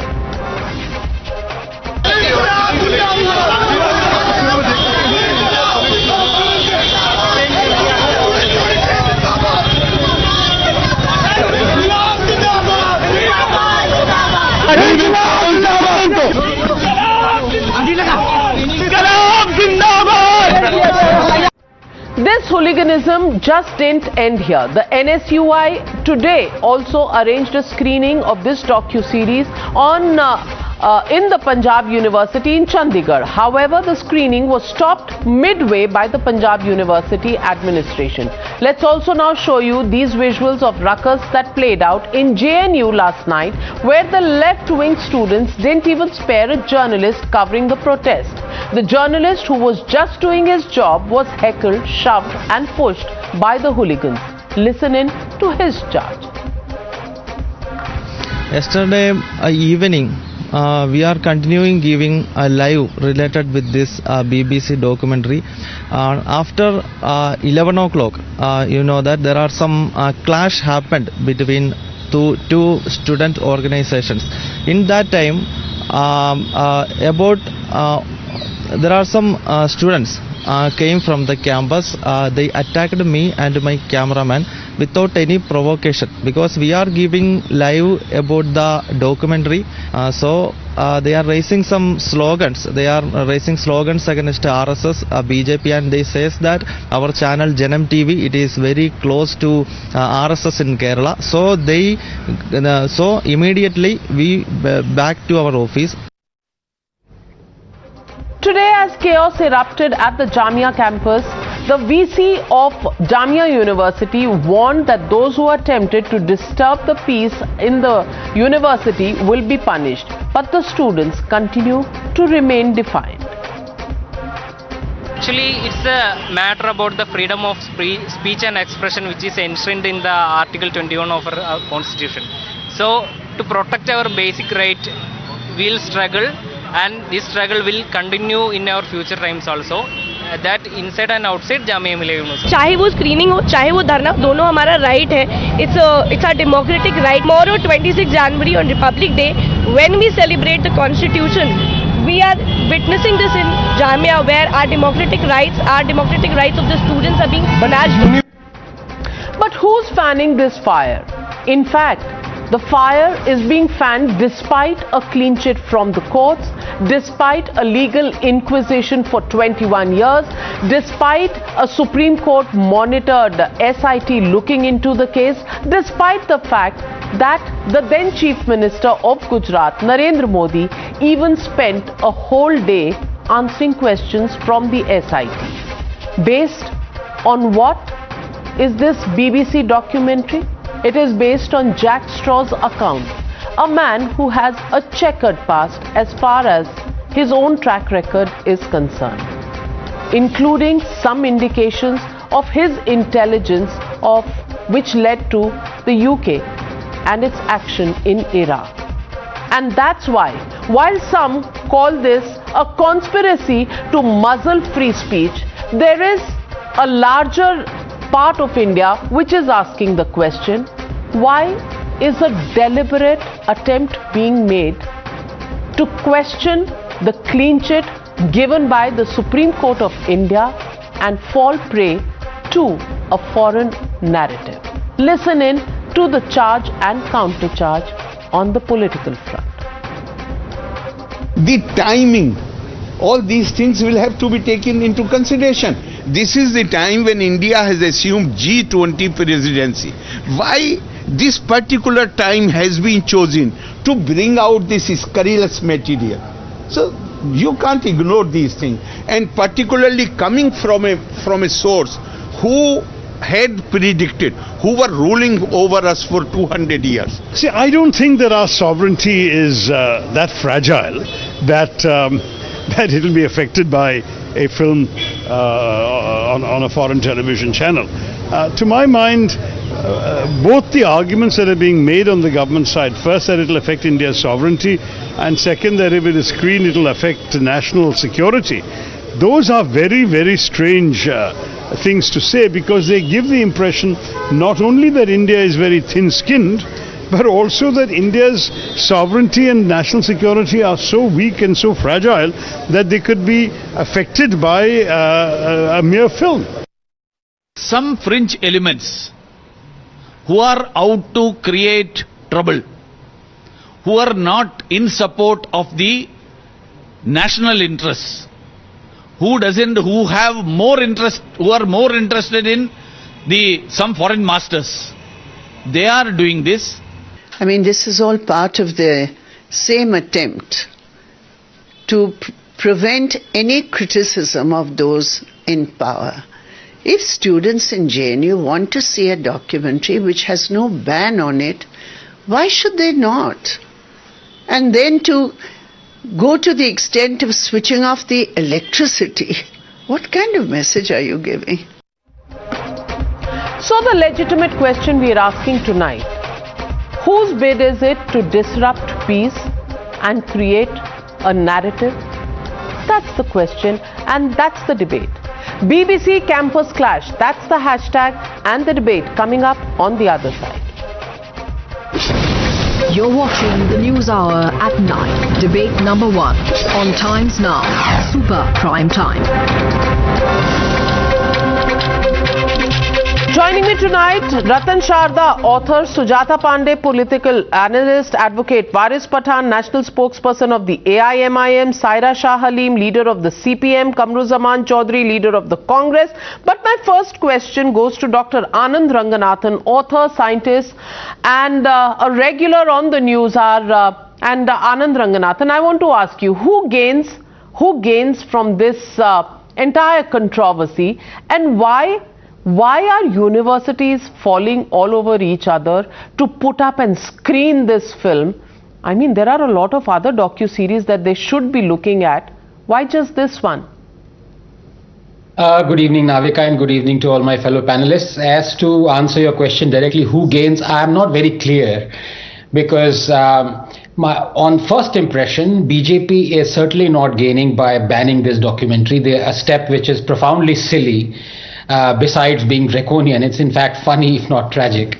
But I assume that people in power have intelligence. They are intelligent people, they're rational, logical people. One assumes that. So if they have taken this step, which is a draconian step according to me, banning a documentary, then obviously they must have thought that it might be useful to them at some juncture, because obviously bans do not work. But I have 3 points to make. And number one, by the way, it was very amusing in the clip that you showed that a Jamia Millia student was saying that we stand for freedom of speech and expression, that is why we're going to watch it. This is the same university where when a professor said that satanic verses should not be banned and should be read out in the university, his effigy was strung up on a lamppost in Jamia Millia and enemy of Islam was scrolled over it. Students went on hunger strike to demand his resignation. In the end, that professor said, I apologize profusely for my remarks. So much for freedom of expression from Jamia. And I'm sure JNU is the same. They have barred so many people from coming there and giving speeches and so on and so forth. Dr. Swami just being one example. So this hypocrisy that runs around the whole thing like a roulette, every political party, every university, every youth wing organization is guilty of this rampant hypocrisy. But I must say this, I must reiterate that I, not only as a free speech absolute, but also someone who likes to believe that he is logical and rational and such bans do not work, I'm absolutely perplexed as to why BJP would ban it. And yesterday, on the show, a BJP spokesperson said that when I asked him point blank, why are you in support for banning Rushdie? He said, no, we don't ban a fictional thing, only non-fictional. He's completely wrong. So many films, including Padmaja, including Jodha Akbar. Lot of fictional novels, poets have been banned and arrested not only for criticizing Hinduism, BJP, RSS, but also Narendra Modi. So there is hypocrisy all around. It is childish, this kind of thing, that it is going to affect religious sensibilities or create riots. These are exactly the kind of excuse that Congress has used and the left to ban hundreds of novels and films. I don't know why BJP is doing it, because every political party does it. BJP and the Congress and the left and what have you are sides of the same coin. Same coin. Dr. Ratan Sharda, do you think the BJP is wrong in banning? But more than that, the question is that an issue that has been settled in the Supreme Court of India over the last 21 years, because this is the investigation into the 2002 riots in Gujarat. We are sitting in 2023. 21 years of inquisition, 21 years of investigation, 21 years of various courts looking at things, 21 years of a special investigation team that was set up. All of these stages of investigation and legal struggle are behind us, and finally the matter has been settled by the apex court in this country. Yet a docu-series is now becoming almost as if it's a cylinder of oxygen for those who want to fan some amount of discontent and controversy. Why is it that they are looking for trouble on this? Once again, because it's election time? First of all, I am surprised that my dear friend Dr. Anil has just up to one point since yesterday has not gone into the detail of what has happened today. Secondly, RSS has, any criticism of RSS in any film has not resulted in any ban or demanded by RSS. I have also said since many days that this ban on this particular document is not a good idea. This has to be fought on the factual basis, and the way we are discussing that this particular film is nothing but rehash of people who peddled their lies for 20 years and didn't succeed, which are thrown out by the Supreme Court. And do we know that Indira Gandhi has shut down the office of BBC for 6 months? We don't remember. Similarly, when people say that if they see the documentary, what will happen? This is a new generation for whom this is a new revelation of what happened in 2002. For them, it's a gospel truth, which this left is trying to peddle and trying to brainwash them. And I just read today an article by a Muslim software engineer somewhere in Saudi Arabia saying that Muslims are being made cannon fodder by creating a war about scared Muslim minority, etc., rather than trying to give them progress. And this BBC, if I tell you the history of BBC, is not just question of this particular episode. BBC's horrible record. You talked about Jack Straw. He's the man who talked about weapons of mass destruction and saw the destruction of Iraq just because they wanted oil. And now coming to BBC, right from 67, when BBC interfered and created havoc with 1965 war, there was a complaint by MC Chagla in the Lok Sabha. In 1970, French filmmakers made some horrible films about India. India complained and they stopped. Another film was made and released. Finally, Indira Gandhi shut down the office of BBC after that. They came back crawling. Goa Liberation, there was a talk on BBC where Dom Morais was called. He burnt his passport openly on the TV, saying that no more Indian citizen. They fanned the Khalistan fire by calling Dr. Jagjit Singh to speak about Khalistan and give air to those ideas. Okay. Again in 1992, P.V. Narasimha was shown in a bad light by talking about very poorly about the nuclear war. Then in 88 also Rajiv Gandhi expressed displeasure with BBC. So the continuous record. I'm not talking of international record, I'm talking of only records related to India. Was there a way to teach BBC some lessons? There was a better way of teaching the lesson. Maybe Indira Gandhi was right. And to say that this is what are the people who are talking about it? Initiators, Ali Shan Jafri, look at his profile on Twitter, what kind of person is. He's from The Wire. Hartotesh Bal Singh Bal, a regular of Caravan, political editor, regular Modi and Hindu hater, he is there. Nilanjan Mukhopadhyay, a professional Modi hater who has made his career out of it. Arundhati Roy, he speaks, who knows nothing but good English. One book wonder, is the goddess for them. There is Christopher Jeffrellet, known Hindu hater. Then there is Jack Jester also. The entire episode has been created. They want a ghettoization of Muslims. It is not just question of creating a kind of narrative, international narrative, when India is rising, stable economy, best economy, wonderful work against COVID, Modi ji turning into an international leader. All this is hurting these people who are fed on the racist idea that UK still is the imperial power. They are no more, I'm sorry to say. Even they have lost the preeminence in economics. So this BBC is playing a very dirty game, and our people who are following this particular idea, Anil Antony has been thrown out of Congress. Why? Because he thought BBC has done something wrong. So does this mean that Congress has an agenda behind the BBC documentary? That is my question. And those who talk of freedom of speech, why are they opposing Godse film then? I am not for Godse. I think Godse did more damage to Hindutva than what could have been possible. It would have done much better without that particular kind of horrid accident or horrid incident of killing Gandhiji. But having said that, these are ideas. Are we afraid of ideas? On one side, you want to show false. Very many questions raised by Mr. Ratan Sharda. Kamruzaman Chaudhary, for the second half on the Congress party, maybe you can take the you can give the answers for those. The rest I will direct to Mr. Waris Pathan. Kamruzaman Chaudhary, what is the Congress's agenda? You even want to take away the freedom of speech of Anil Antony, and you are talking about freedom of speech? I mean, hypocrisy was just born again today. Navika, the first and foremost thing is that we call ourselves as a mother of democracy. But imagine a democracy without dissent. Look what you have turned India into over the last 8 years. A documentary which has got no legal standing as on date, since the cases have already been discarded by the Supreme Court or closed by the Supreme Court, does not have any locus standing. And imagine the boycott gang, the government joining the boycott gang in switching of the electricity of the students of JNU. How childish this government can be just to subdue. Was Indira Gandhi also childish when she banned the PBC? Was Indira Gandhi also childish then? The Congress... Navika, I believe it is very fair to say that you have given umpteen time to Ratan Sharda ji, that at least half of the time you give to me.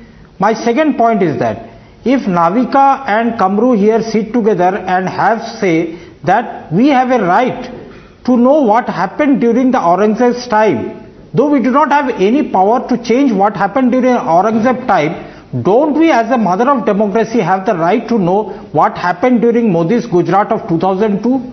Isn't it logical that we want to know what happened in 2002? Though most of the facts in the BBC, we all believe were factual. But since the Supreme Court, the highest authority of the land, has already justified the case and closed the case, please respond to this that. entire documentary.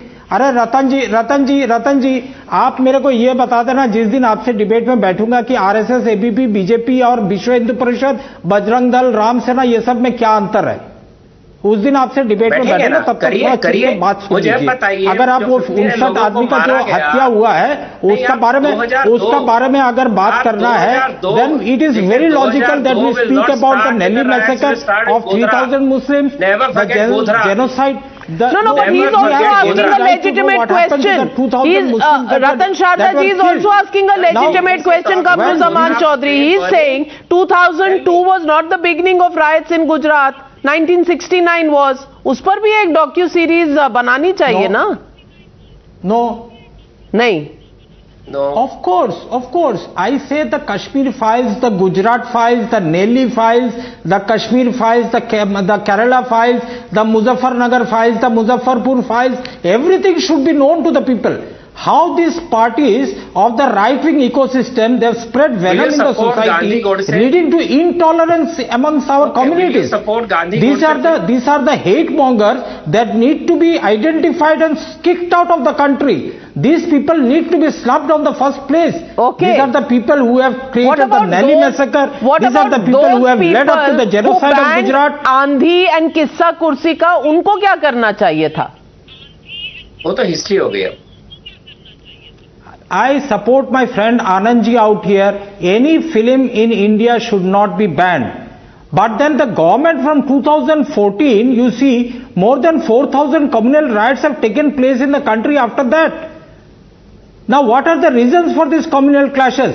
If we do not enlighten ourselves, if we do not go into religious amity within the society, then a innocent documentary, which is very much critical of the present Prime Minister, is being banned from screening by the people of the country. Ranganathan Then is how do we know contesting what your happened in the numbers. past? Anand Ranganathan is contesting your numbers. Anand Ranganathan. No, Navika, Kamruji, please. Kamruji. Saying that any film should not be banned. Okay, Anand Ranganathan. Yes. No, two very quick points. There have been many authors whose books have been demanded to be banned by the RSS. So Ratanji is a bit wrong there, but he's a great friend and he agrees with me that this documentary should not be banned. So let the controversy between at least what both of us are saying end there. Number two, the fact of the matter is, as Atal Bihari Vajpayee ji said, Bharat Ratna Atal Bihari Vajpayee said, that the retort to a bad book is a good book. The answer to a bad film is a good film. So why are we relying on this third-rate propaganda factory called the BBC, calling people and interviewing all those washed up hacks, where they have been proven wrong by the SIT? Why aren't we making a documentary that tells that instead of it being called a pogrom as BBC calls it? Let me give you some data. Why doesn't the government give a data that the number of people killed in the Gujarat riots following the Godhra train burning was 262 Hindus and 863 Muslims? 61 Hindus and 40 Muslims were killed in police firing. Of the 25,486 people identified as accused in the riot-related activity, 17,489 were Hindus and 7,997 were Muslims. 98 relief camps were set up, of which 85 housed Muslim victims and 13 Hindu victims. Now this clearly shows it was a riot. And Narendra Modi did everything possible as ascertained by the SIT to bring it under control. All those lies that he called the army only after 3 days, that he said Raj Dharmani follow ho raha hai, that he says action reaction, all those have been rebutted.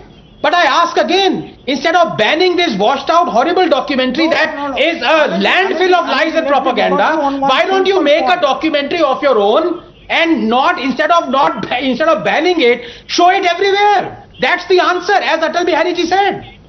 Well, so let me get in Mr. Waris Pathan. So Mr. Waris Pathan, okay, there are views about the fact that banning is not the solution. Having said that, okay, the banning is not the solution, but the issue here is how long would you want to peddle the misreporting of these facts of 2002? Do you believe that the BBC documentary will throw more light on this, or do you believe that the Supreme Court, which was the custodian of the entire investigation, the SIT that reported to it and went through the entire legal process, that should be the ultimate word in this particular case? And why is it that we only obsess about 2002? What about the other riots in different parts of the country under different regimes? Why is the target only Narendra Modi every single time? And that's the question I want to ask you. Well, Navika, again say and reiterate that truth surfaces, it never dies. And this is what has happened now. The BBC has made a documentary on the 2002 pogrom of Gujarat, which I call a genocide of the Muslims, wherein what we and everybody has seen was Muslims were massacred. One of the member of parliament from the Congress, his body was cut into pieces. Bilkis Banu, her mother, her sister were raped, they were murdered. Bilkis Banu's daughter was murdered. Bilkis Banu's rapists are outside enjoying free air. Modi was then the chief minister of Gujarat. This is a fact. Whatever happened during this period was a fact. Now, under what provision of law can the BJP or Modi stop me from watching a movie which is already there viral on the social media and the internet? Is it not against the constitution? Is it not my violation of liberty? I want to watch a movie, but they want to stop. They have used their special powers to ban it on YouTube, to ban it on social media platforms. Now, may I ask a simple question to the BJP and Mr. Modi, that one more movie is coming which glorifies Godse. Will Modi and the BJP ban that movie under the same law and by using the same powers which they used to ban this BBC documentary.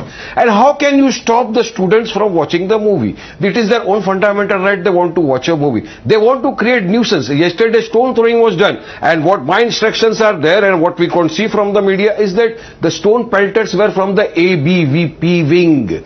Who were they? Why did they came there to destroy? And let me tell you one thing apart from this. The sovereignty of our country is supreme and big. Such a fragile movie or small things cannot destroy it. Let it be very, very clear. They were proving that the sovereignty of the country can be destroyed. So the answer to this is that there should be, that universities should be used as a laboratory for political dissent and for creating ruckus whenever, wherever possible at the slightest possible instance.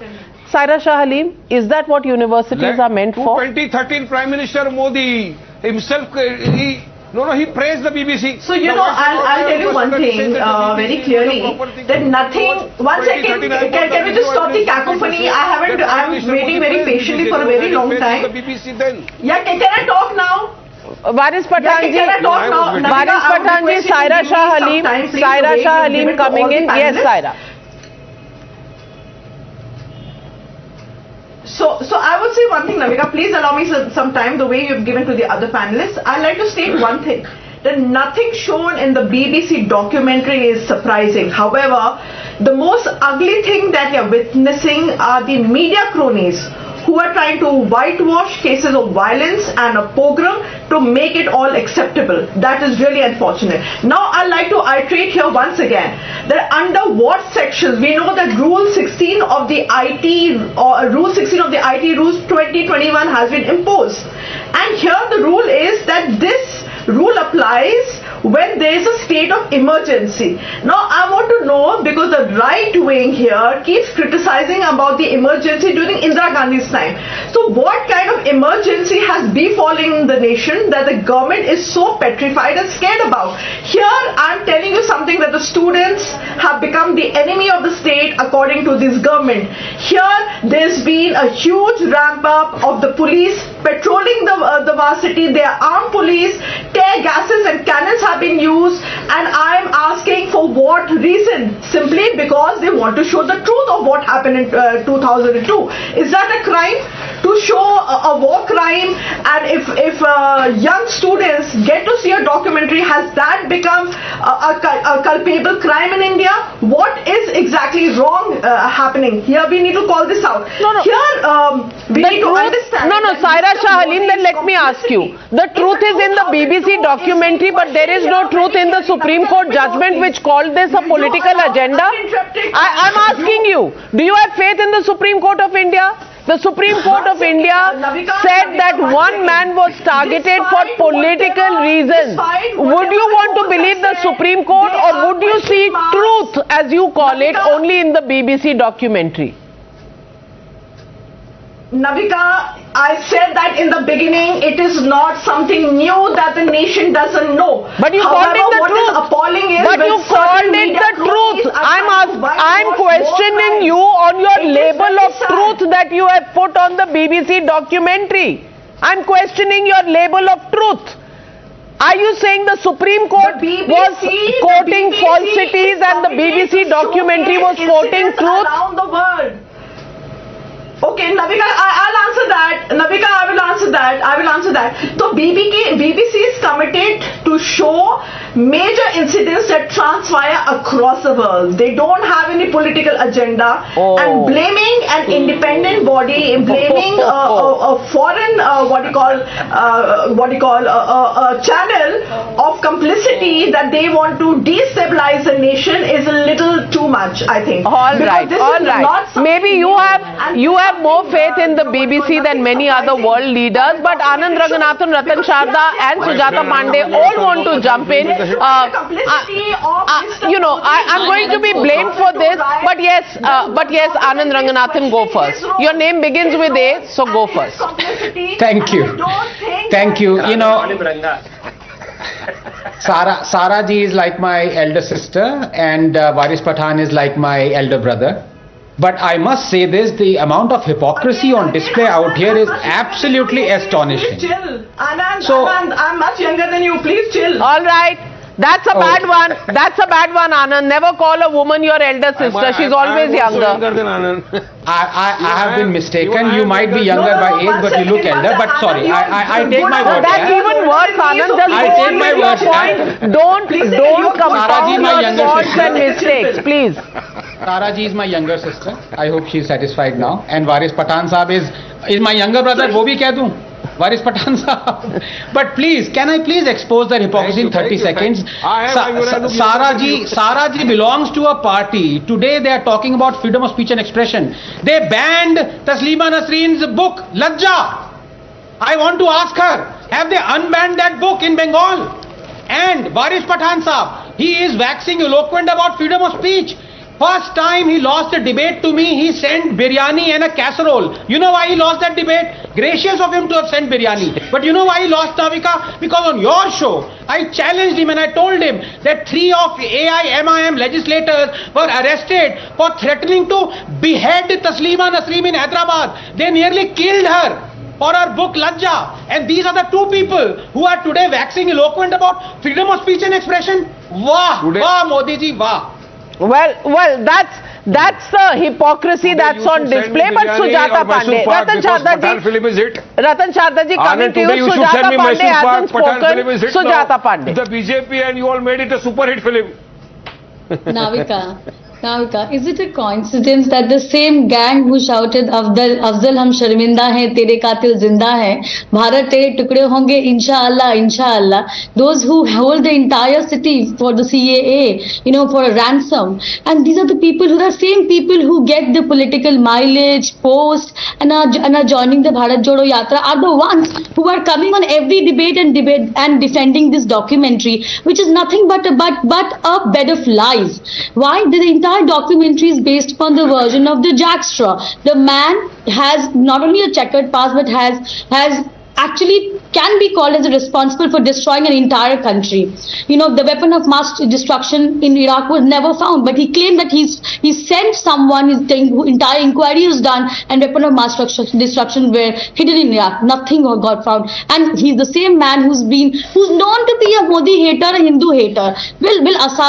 Keep aside that fact. BBC itself has a history of issuing apology, including to the royal family.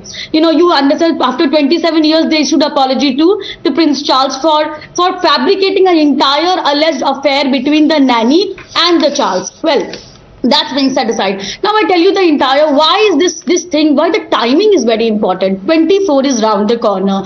And if you recall the BJP executive meeting, one of the important factors is that the BJP now wants to concentrate on the Pashmanda community, which is finally getting its due. And there are almost 51 seats where the Muslim play a very important role, and this is the vote bank of whatever dying left liberal gang is surviving, and Congress. This is an attempt, a clear-cut attempt, a very cheap one to destabilize, to just divide the country and instigate that anger, which is an incident which happened in 2002, Navika. I think in a democratic structure, if you believe in a democratic structure, if you believe in the democratic setup of India, any man has to be proven innocent in the court of law, which Modi has been proven. Any man has to gain its credibility from the people it stands for. It has been proven time and again, including this Gujarat election, where the BJP has won on the Muslim majority seats also. And you see the vote share of Muslims, which is increasing from 2014 to 2019 and in 2024 because of the Labharti scheme, because of the Awas scheme, because of the Ujjwala scheme, and the various schemes that Modi government has been running for Muslims. This is no coincidence. This is not sanjog. This is a clear-cut prayog of survival of the opposition party, because they know the only thing that they have is to spin a hate and say that Modi did this, Modi did that. I think they haven't learned their lessons. Every time they call Modi Hatyara, Maut ka Saudagar, etc., Modi comes out with bigger mandate. I think they will not be able to survive 2024 if they continue doing this. Stop babysitting. By banning the docu-series, has the BJP done a masterstroke? If that conspiracy theory is to be believed. Well, non-banning got a bigger masterstroke. The last laugh, Navika. Can I now make some very quick Ratan points? Shardaji. Can I make very quick points? Yes. All the people sitting here being eloquent about democracy, Janam TV reporter was beaten black and blue today. Has any of them condemned it? I seriously doubt it. He was called fascist. Yeah. He was beaten up very severely. So that is not a killing of democracy. That is highly democratic. Secondly, Delhi, Jabalpur, 1993 Maharashtra riot. Anybody remembers who was the chief minister? Have you ever kept on remembering the chief minister of these states where it was one-sided violence, not even a riot, one-sided violence? Gujarat used to have violence every month, every year, and we had weeks of curfew in Gujarat during Congress time. Kamru ji shanti rakhiye, आप पे आ रहा हूँ मैं. इसके बाद बंगाल के अंदर Congress killed left activists in thousands. Are they ashamed of that? अरे भैया बोलने दो ना मुझे. अभी आपको घबराहट क्यों हो रही है? मैं पॉइंट रख रहा हूँ ना. Have communist and Congress reconciled the killing of thousands of people? मरी चापी वंश से. अरे यार, आप इतने बेचैन क्यों हो? इतने अभी तो आप तक आया नहीं मैं. आप बेचैन क्यों? मरी झापी communist massacre of poor scheduled caste, scheduled tribe people from Bangladesh Hindus, and that has been hidden for years together. And when you say this, Marxists lose their shirt. Today he's saying that no book or no film should be banned. Is he sure he's following the Congress line? I am doubtful because Anil Antony paid a price. Do you want to pay a price? Are you going to wagger your finger or bet that Gandhi Godse will be opposed and asked to be banned by same Congress whom you are defending today? I very much doubt because you fear war of ideas, battle of ideas. You only know monopolizing discussions, monopolizing ruling, and when it goes against you, you start dying like a suffering baby. Rahul Gandhi today said that Jammu Kashmir को बाहर के लोग राज कर रहे हैं, पहले जम्मू कश्मीर के लोग राज कर रहे थे. Are you agreeing with this kind of highly volatile statement? Kamru Zaman Chaudhary, I want to ask you on issues of national interest, on issues of fake propaganda by foreign narratives. Is this the right issue for you to pick up a fight with the ruling dispensation only to give credence to a foreign company? You don't even stand up for your own journalist here, of Janam TV who's been beaten up, but you stand up for BBC. I'm asking you, what are your priorities? No. Anti-Modi. Navika, since you have brought up a very pointed reference, Janam TV's reporter getting heckled at the JNU is a issue to be condemned, no doubt about it. But भूल गए ना. May I request all the right wing आपने तो condemn किया नहीं, आप भूल गए, conveniently भूल गए. आपको याद BBC रहता है, आपको Janam TV का reporter नहीं याद रहता. I want them to condemn Siddiq Kappan's arrest also. No, I want the right-wing ecosystem to also condemn Siddiq Kappan's arrest. But anyhow, Navika, 10 seconds I need to put out some lies out here. You know, Sanam Gupta was eloquent about all those Pasmanda Muslims and all these things. She was, in fact, the entire panel, whatever she was saying, she was just shooting the messenger. But she forgets conveniently that a particular propaganda movie that we all feel, the Kashmir Files, whose tax was waived off by the government of India, and a documentary which does not have any legal standing as on date, is tried to be banned by the right-wing government in the country. Freedom of speech आप Anil Antony की तो protect कर नहीं सके, चले freedom of speech पूरे देश की प्रोटेक्ट करने. माफी कर दीजिए इस देश को, because I'm going across to Anil Antony, but last 10 seconds to you, Anand Ranganathan. You're contesting a fact. No, I was just saying that I will be the first one to condemn the arrest of any journalist who's a bona fide journalist. So it is very specious of Kamruji to say that everyone should condemn the arrest of the journalist he named, Mr. Kappan. The point is, has he even read the charge sheet? He's not been arrested for pursuing journalism. He's been arrested and prosecuted for being in cahoots with a quasi-terror organization, PFI. What is he talking about? Tomorrow he will say all of us should condemn the hanging of Afzal Guru. I'm sure he believes that Afzal Guru is not a terrorist. The question is tonight, have we got our priorities all mixed up in the social fabric and the political fabric of our country? Are we not seeing through the designs internationally that may be on at a time when India is getting into a position of leadership in the world, whether it is the Ukraine-Russia war, whether it is the G20 presidency, whether it is leaving Pakistan, a country that is plunged into darkness, far behind. India is making a statement in the world, and of course the 5th largest economy in the world. There could be a plot against India, but why are opposition parties and the naysayers so much in a hurry to jump onto that bandwagon? That's the question that many of us are asking. And what about hypocrisy? Well, the less said about it, the better it is.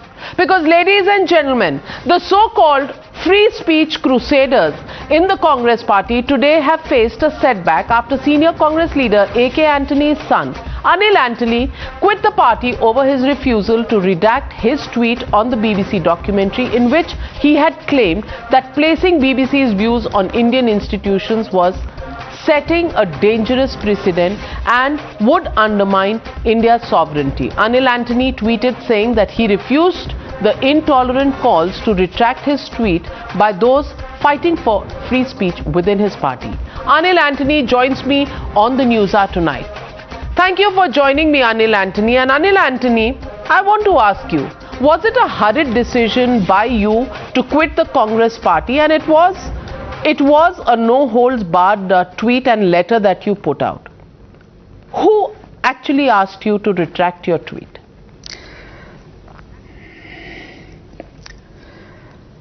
So, Navika, again, first of all, I would want to make certain things clear. So, early morning, I did resign from my post in the KPCC as well as the ASSC. In the KPCC and in the ASSC of all the political roles that are having in the Congress at this moment. And I had written a...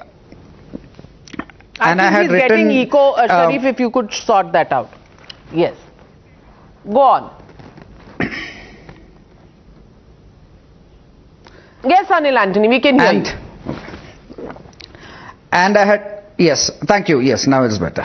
And I had written a resignation letter where it is very self-explanatory, where whatever I have to say in that, where whatever I need to say is very crystal clear there.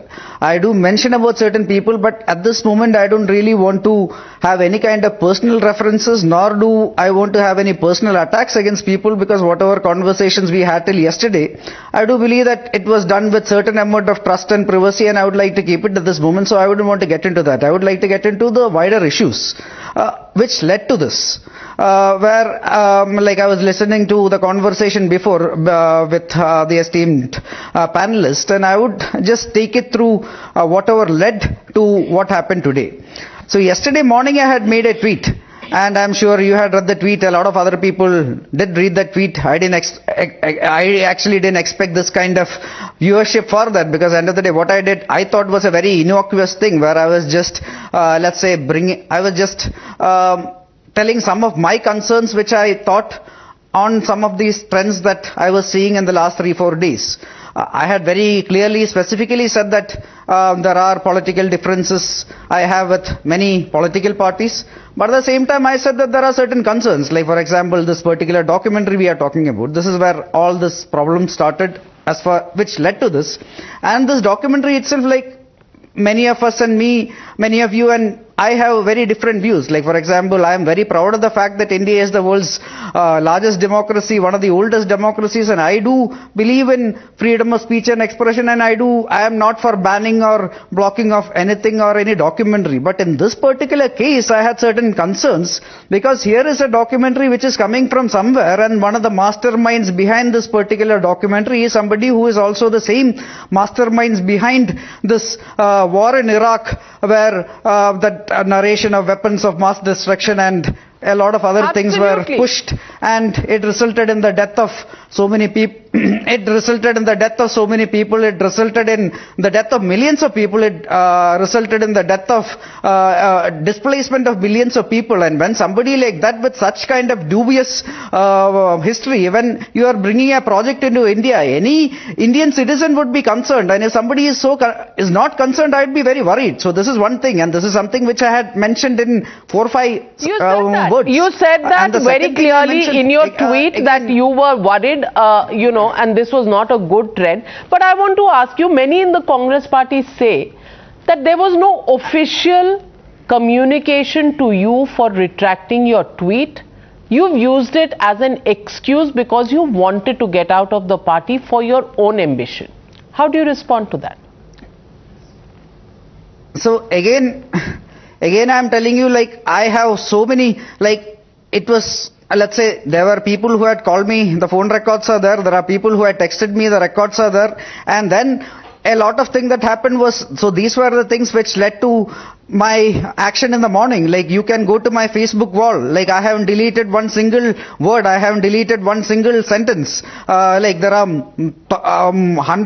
scores of WhatsApp messages, text messages, which is actually blatant hate messages, blatant threats, some of the most offensive languages you could use, and everything was meant for a purpose, and the purpose is either I should retract this tweet, or I should apologize, or I should, let's say, tell something contrary to what I already said. And this was certain people's intention. And end of the day, I personally felt that I actually did something which is based on my own convictions and based on my own whatever my conscience said, and something which I personally said, something which I would say 95% of this country will agree with me, and therefore I refuse to do that. And hence, till early morning, till 8 a.m., 9 a.m., even now, like, last time I checked in my phone also, I am getting these kind of messages more and more and more, and I know exactly where it is coming from. I have faced this before also.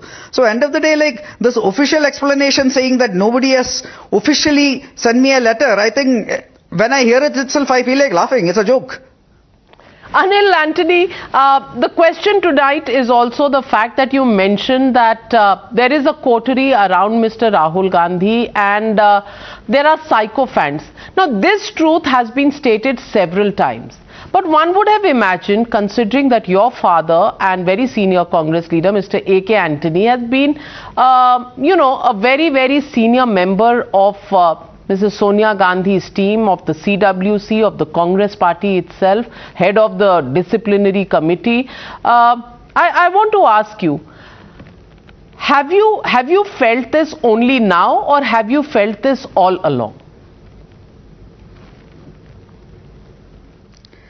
See, end of the day, I've been seeing certain trends, and this is why, let's say, when the Congress presidential election also, when people, including my father, had stood with the one candidate, while I stood with Dr. Shashi Tharoor for a reason, and that is because I actually felt that this organization deserves some kind of change, and I stood with my convictions again, and I had been noticing certain things, and those certain things are not things which will actually take any political party forward. Have you been in touch with Mr. Rahul Gandhi? Have you had meetings with him? Has he been open to ideas? After all, he is a member of parliament from Kerala. See, again, I would say, like, let's say, I had meetings with them, and I appreciate a lot of things he is doing, including the yatra he is conducting from Kanyakumari to Kashmir, where he is trying to, let's say, give a message of unity and the end of hatred, and he is trying to convey a message of certain, he is trying to give a political message. But I actually feel bad for him because of the kind of people who is surrounding himself with, and the kind of people who claim to be his supporters, because they are actually standing for everything this person is actually talking about. They are, like I said, like yesterday I made a tweet. I don't think I have said anything wrong in the tweet. I only said two things in that. One of them is, like, this is a documentary that is coming with a with certain people involved who got a lot of very dubious background. For example, BBC, a lot of people have been talking about BBC. The same BBC 2 years back had a map of Kashmir where half of Kashmir was not there, and they had showed that map, which finally they retracted. But this is the kind of outlet this is. And end of the day, I had certain reservations on that. And the second thing was, let's say, the only thing I mentioned is, end of the day, like, we shouldn't let partisan politics or our political differences ever come over our national interest. These are the only two things I had specified in the tweet. Were you also hinting at Mr. Digvijay Singh's repeated comments? Were you also hinting at that? No, I'm not hinting. No, I was only hinting of this documentary. But you agree with Mr. Digvijay Singh? No, like that, whatever I think and whatever the party's official stance was is the same. Like, end of the day, like, especially with my background, I am somebody who is a hardcore supporter of our armed forces. I'm never in my life, I'm not going to make a statement that is against the interest of the armed forces in any manner, nor am I ever going to make a statement that will question the armed forces in public in any manner. So, I don't, like, end of the day, my thought process is exactly what the party actually said yesterday.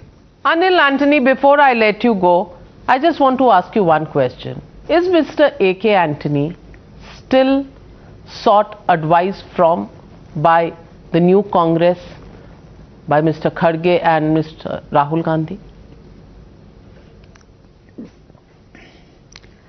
See, I don't know, because end of the day, he resigned. He has retired from parliamentary politics in April. He is 82 now. He has moved back to Kerala, and he is at this moment, like, he is not even interested to be that active in any kind of national or state politics. I'm sure they are having conversations, but what magnitude or what kind of conversations they are having, I am not aware of. So I would not be able to answer this question. Well, Anil Antony, thank you for joining me on the News Hour and for taking a stand and exposing the hypocrisy. Clearly, that seems to be on display within the Congress. Thank you very much, ladies and gentlemen, for joining me on the News Hour tonight. Good night. Be safe.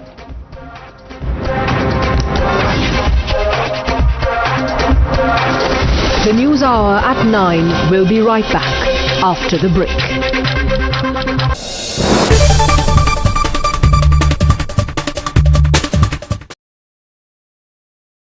iQOO 11 हो गया India में launch and without wasting anybody's time it's time to unbox this device. But before I do that allow me to introduce myself. Hi you watching Gadget Times, this is me Pavni Jain और अब करेंगे इस box को unbox. And now it's time to unbox this heavy retail box. इससे आपको पता चलेगा कि iQOO 11 के रिटेल बॉक्स में what all contents do you get inside. Let's begin.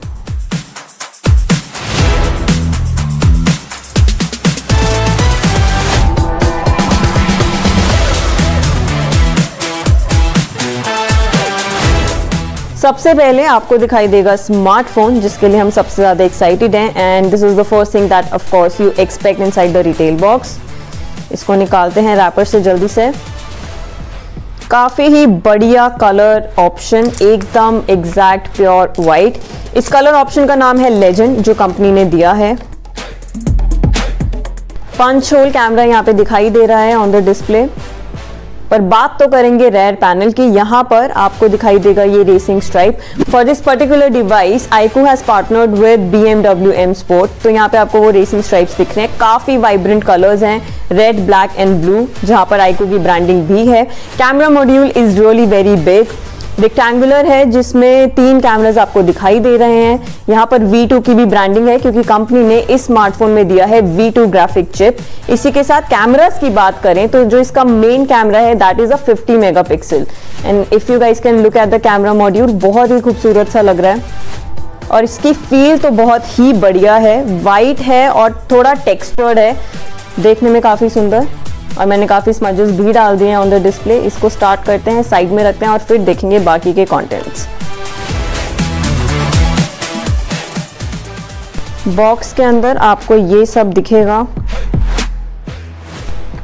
SIM ejector tool,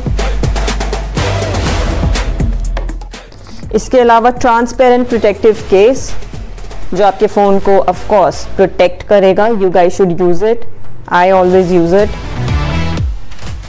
warranty card, quick start guide, ये सब भी मिलता है. और अच्छी बात ये है कि iQOO, at least iQOO is one brand जिसने अभी तक अडेप्टर्स और USB केबल्स पे गिव अप नहीं किया है. सो of course you get one really heavy power adapter. ये है 120 वॉट फास्ट चार्जर. इसको साइड में रखते हैं. इसी के साथ आपको दिखाई देगा USB-C cable. Oh my goodness, यहाँ पे एक और चीज भी आपको मिलती है which is a 3.5 mm to type C cable. ये OnePlus ने देना शुरू किया था और अभी आपको iQOO के साथ भी मिलेगी. Basically this means that users will be able to easily use their wired headphones with this smartphone. I really like this. तो ये सब चीजें आपको बॉक्स में मिलती हैं. अब बात करेंगे इस स्मार्टफोन की. आइए शुरू करते हैं. So we have already unbox the device. इतना खूबसूरत ये दिखाई दे रहा है. इसके टेक स्पेक्स की भी जल्दी से बात कर लेते हैं. पीछे आपको जो ये कैमरा मॉड्यूल दिख रहे हैं इसमें आपको मिलेंगे 3 cameras. Main camera is a 50 megapixel along with OIS, so you do get optical image stabilization.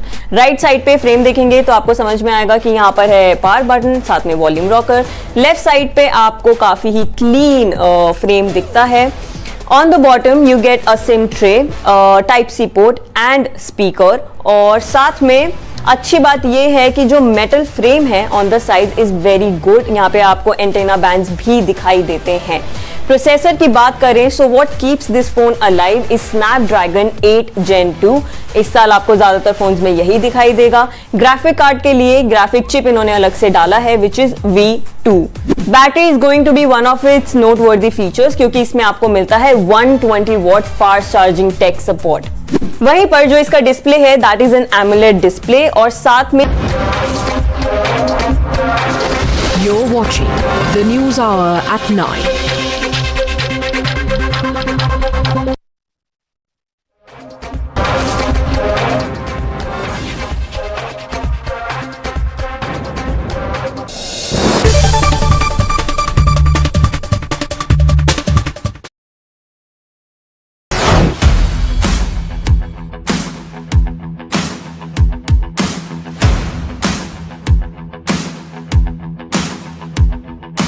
What's up guys, it's a great day, it's a beautiful day और आप सब Alright, this is not your vlog Akash, this is Gadget Times. I welcome you all. I am Pavni Jain and this is our very special series where we are collaborating with different people on a variety of topics to bring the best for you guys right from the experts.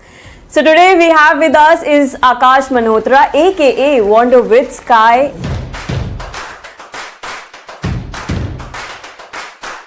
And he is somebody who creates insane and crazy travel content, goes to offbeat places and also does a lot of off-roading.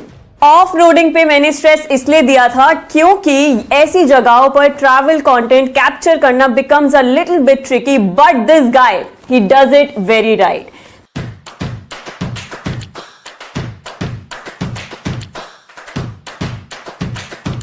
This is why today's video is on how to use an action camera like a pro featuring Akash Malhotra, because it is easier to wander with Sky but it is not easy to wonder how to use an action camera. Come on guys, right? अच्छा था. Alright, so to begin with, which is your go-to action camera, your most trustworthy device in the most challenging situations? I think बहुत time हो गया use करते हुए and everyone knows about this about me is that मैं बहुत avid GoPro user हूँ. So GoPro is my game. Alright, as we can see, so we have lot of GoPros here. So इतने सारे GoPros use कर लिए हैं तो सबसे इम्पोर्टेंट सवाल GoPro को इस्तेमाल कैसे करते हैं भाई, ये प्लीज हमारी ऑडियंस को बताइए. ये I think ये जो this question which was asked, right, इस्तेमाल कैसे करते हैं, इसके हर परम्यूटेशन कॉम्बिनेशन का जवाब है फॉर एवरी के यूज केस. अगर आप कैमरे के अंदर बात करने वाले हैं, you're a vlogger, there is a use case. अगर आप बाइकर हैं, there is a use case. अगर आप स्कूबा डाइवर हैं, there is a use case. मतलब camera is so versatile in itself कि आप हर पर्सपेक्टिव में डिफरेंट सिचुएशन में कैमरे को डिफरेंट यूज कर सकते हैं. तो आपको अगर मुझसे थोड़ा डिटेल में सवाल पूछेंगे काश अगर आप ब्लॉग कैसे करते हैं तो मैं आपको उस यूज केस में एक अलग सिचुएशन बताऊंगा. मगर मेरे हिसाब से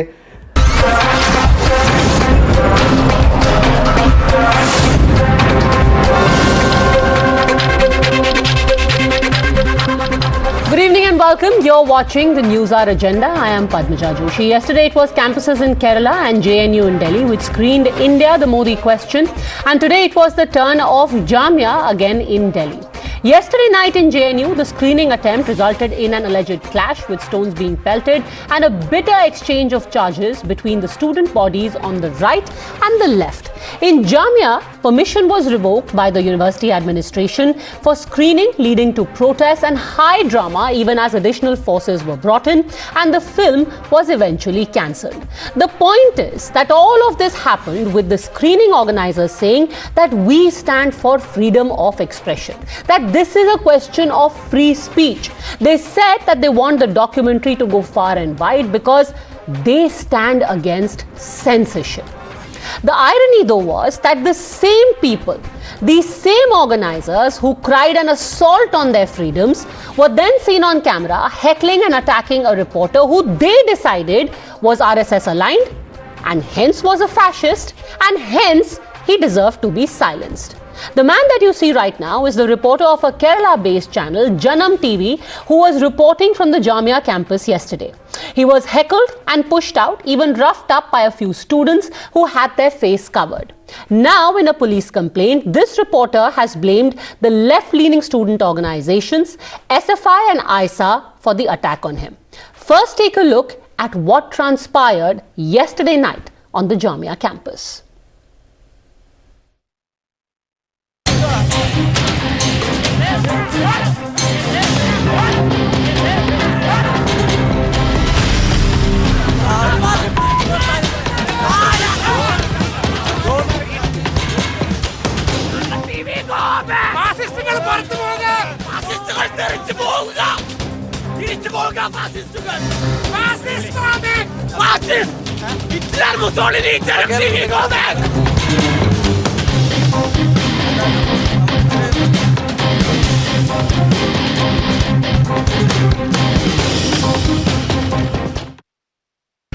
Yesterday evening, we are continuing giving a live related with this BBC documentary. After 11 o'clock, you know that there are some clash happened between two student organizations. In that time, there are some students came from the campus. They attacked me and my cameraman without any provocation because we are giving live about the documentary. So they are raising some slogans. They are raising slogans against RSS, BJP, and they says that our channel Janam TV, it is very close to RSS in Kerala. So so immediately we back to our office. So quite clearly from the events of the last few hours, it seems that there are categories of freedoms which are accorded even to free speech. Naturally then, fresh questions are being asked of those activists who are behind the prasar and prachar of the BBC documentary.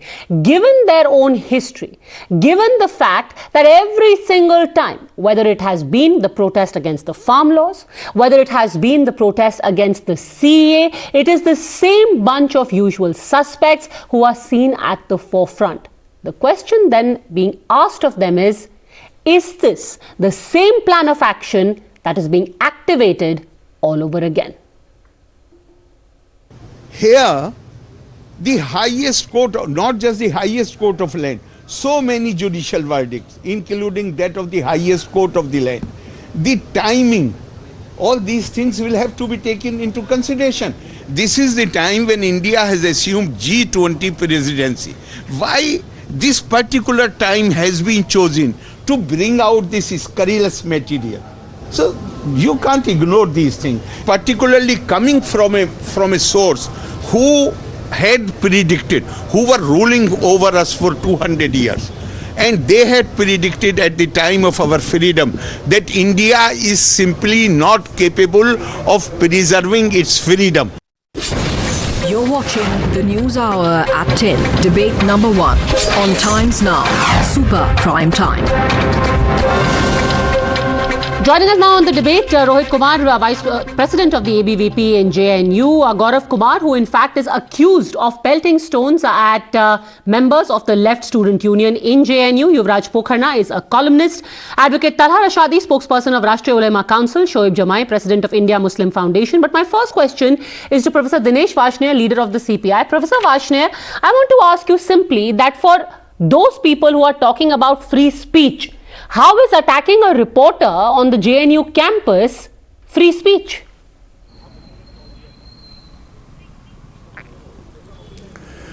Look, unfortunately, Padmaja, I am very sorry to say, neither me nor my party support any imperialist media.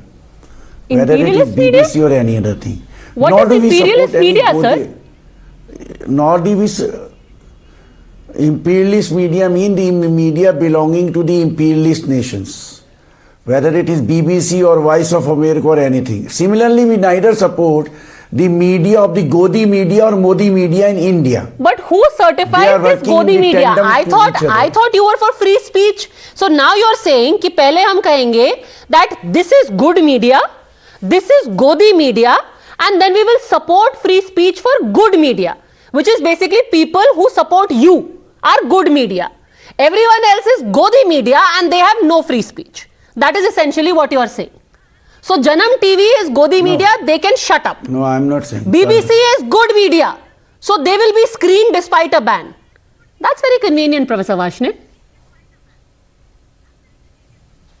No. Padmaja, will you please allow me to speak for 1.5 minutes, then you are allowed to interrupt me. Okay, 1.5 minutes, go. Can I speak now? Look, as far as media is concerned, that question I will answer you later. My only question to the government is it an authoritarian government or is it a government of the democracy? Second thing is, can you take the age of information into a non-information age? Why have you created the curiosity to see this video? You could have said the following items, such and such video is wrong. Despite the fact that time the Prime Minister at the time of the 2002 Gujarat riots, communal riots were Honorable Atal Bihari Vajpayee ji, BJP government. The Chief Minister was Mr. Narendra Modi ji, President Prime Minister at that time. Vajpayee ji at Ahmedabad told him in presence of him within a feet that राज धर्म का follow कीजिए, राज धर्म को मानिए. कोई भी prime minister ये statement बिना इंटेलिजेंस आउटपुट के नहीं देता है. उसको सारे इंटेलिजेंस आउटपुट मिलते हैं डिफरेंट एजेंसी से. उसके बाद ही प्राइम मिनिस्टर अपनी स्टेटमेंट को तय करता है. Okay professor Vajpayee, 1.5 minutes are over. We have been over this issue over and over again. Now I want to again steer you back because you very conveniently sidestep my original question. I am standing with you and saying I am for free speech. But if you are supporting the screening of this documentary in JNU and Jamia, how can you oppose the reporting of Janam TV correspondent? How is that okay? How is it okay to heckle him? How is it okay to call him fascist and shut him down? How is that free speech? Your student union members have done it. How? Padmaja, I am very sorry. I don't know anything about Janam TV, but anyhow, attacking a reporter is not a good thing.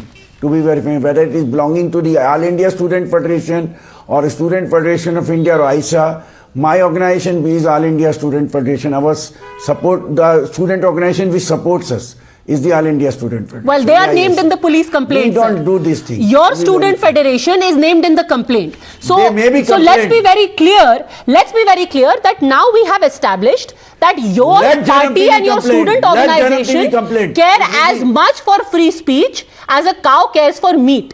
So now let's come back to the main point of what this screening is really about. This screening was not about free speech because you don't give a damn to the free speech of this reporter. You basically wanted to put your message across. It is about politics. Is this the same kind of program which was employed in the anti-CEA protests, the anti-farm law protests, and now it is about the BBC documentary? Professor Varshney. All right. We are proud to have a movement against the anti-CAA, anti-NPR, anti-communal rights in Gujarat, and we take vouch. Anything such thing happens in India, we will fight against it tooth and nail. A, B, C, D, X, Y, Z. Number 2, we are of the opinion this film should have been allowed to screen. Reason being, General Jamia, the Lieutenant Governor at that time, who was sent by Padmaja to control the communal rights, were not given the vehicle for 24 hours. The military report was not produced in the Supreme Court.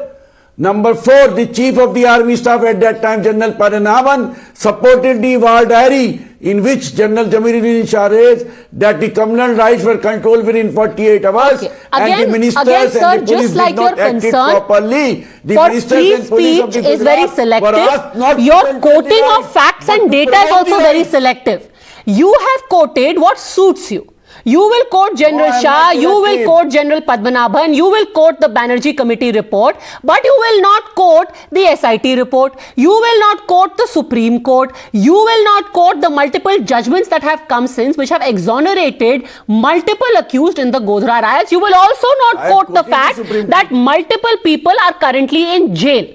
Now let me ask you this.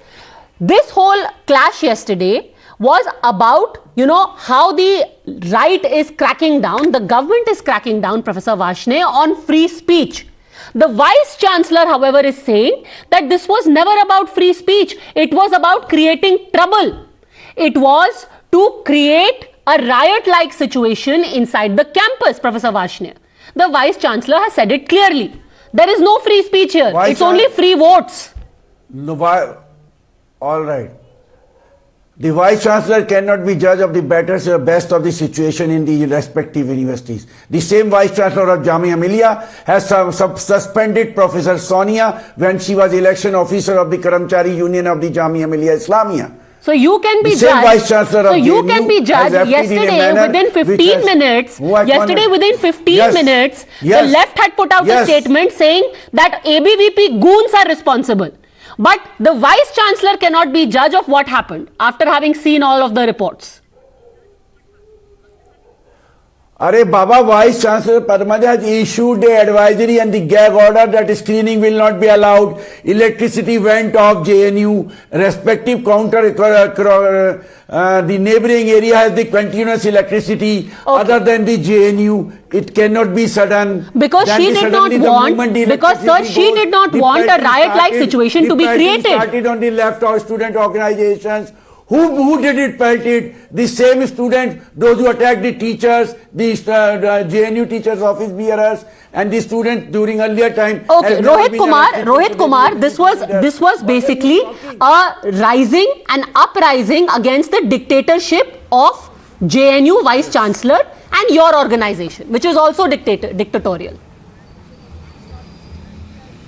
As well as of the government of India. First of all, I want to say that ABVP इस कार्यक्रम में कहीं से भी involve नहीं था. हम जो है भारत के बारे में कोई भी निगेटिव जहां भी चर्चा होगी तो हमारा सारे कार्यकर्ताओं से आग्रह था कि जहां ये मूवी दिखाई जा रही है वहां के 1 किलोमीटर के रेडियस में आप मत रहिए.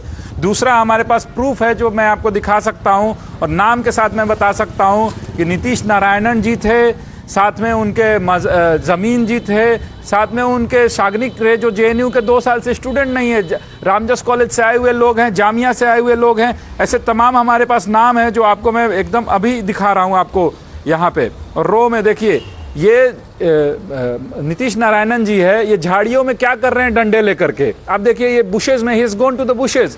और इन्हीं के गैंग ने वो जन्म टीवी के रिपोर्टर को अटैक किया था. दिस गाय नाजिन जमीन from Persian centre in SL. Yes, this guy had attacked the Janam TV reporter. तो वो ऐसा क्यों करेंगे? This guy सागनिक डे टोपी में, ये JNU का 2 साल से स्टूडेंट नहीं है. अटैक बस इसलिए करेंगे क्योंकि इनकी फिल्म की डॉक्यूमेंट्री स्क्रीनिंग फ्लॉप हो गई. इन्होंने प्लान बनाया, पत्थरबाजी. आपको मैं प्रूफ दिखा रहा हूँ, जनम टीवी ने भी रिकॉर्ड किया और प्ले भी किया है. उस प्रूफ में क्लियर दिख रहा है कि ये पत्थर इकट्ठा कर रहे हैं, डंडे इकट्ठा कर रहे हैं. जी बिल्कुल दिखा सकते हैं. ये तो सबसे पहले नीतीश जी का देखिए, और ये तमाम ये लोग ऐसे हैं जो जन्म टीवी के अटैक में इन्वॉल्व थे, ये फोटोज निकली है और सब के सब जामिया डीयू से हैं, सिर्फ 2 लोग जेएनयू से हैं, सिर्फ 2 लोग। और ये लोग क्या कर रहे थे जेएनयू के अंदर, ऐसे कॉमन स्टूडेंट ने इनको आइडेंटिफाई किया, झेलम हॉस्टल में, माई हॉस्टल में 2 दिन पहले से रुके हुए थे क्योंकि 2 दिन पहले से पोस्टर रिलीज की गई थी। ये पूरा जेएनयू के जमीन को यूज करके एक पॉइजन फैलाने का ये काम किया गया है, पॉइजन फैलाने का काम। और जहां तलहा रशादी है तो ये कोई अभिव्यक्ति की आजादी नहीं, ये वहां पर पॉइजन फैलाने का काम किया जा रहा है, बाहर के लोग आ रहे हैं। और ये सिर्फ जेएनयू नहीं है, ये जामिया है, ये जादवपुर है, ये कोई भी यूनिवर्सिटी है जहां पर पॉलिटिक्स हैज ओवरटेकन। तलहा रशादी जी जी, इसमें एक चीज और है, इसकी आयरनी ये है कि जिस व्यक्ति पद्मजा जी, a very good evening to everyone here. The question that arises here, you were talking about selective outrage. I'm unable to understand here, and I'm pretty much surprised as well as it's an irony that you are not questioning. You are saying that the Jamia VC said that a riot-like situation was created there. Jamia में right like situation हो गई क्योंकि एक XYZ पत्रकार को किसी ने धक्का दे दिया, उस पर पूरी राइट लाइक सिचुएशन हो गई, वहाँ इंटरनेट बंद कर दिया गया है, 4 बच्चों को डिटेन कर लिया गया और ज्यादा हालात वहाँ के खराब किए जा रहे हैं। पर जेएनयू में पथराव हो गया कल रात में। लेट मी कंप्लीट, क्योंकि वहां पर फिल्म स्क्रीन करके राइट लाइक सिचुएशन क्रिएट करने की कोशिश की जा रही थी। आपने कहा कि आपके माफिक कोई बातें आती हैं तो बोलिए, आपके माफिक बातें नहीं आती तो आप बोलने नहीं देती। Let me respond.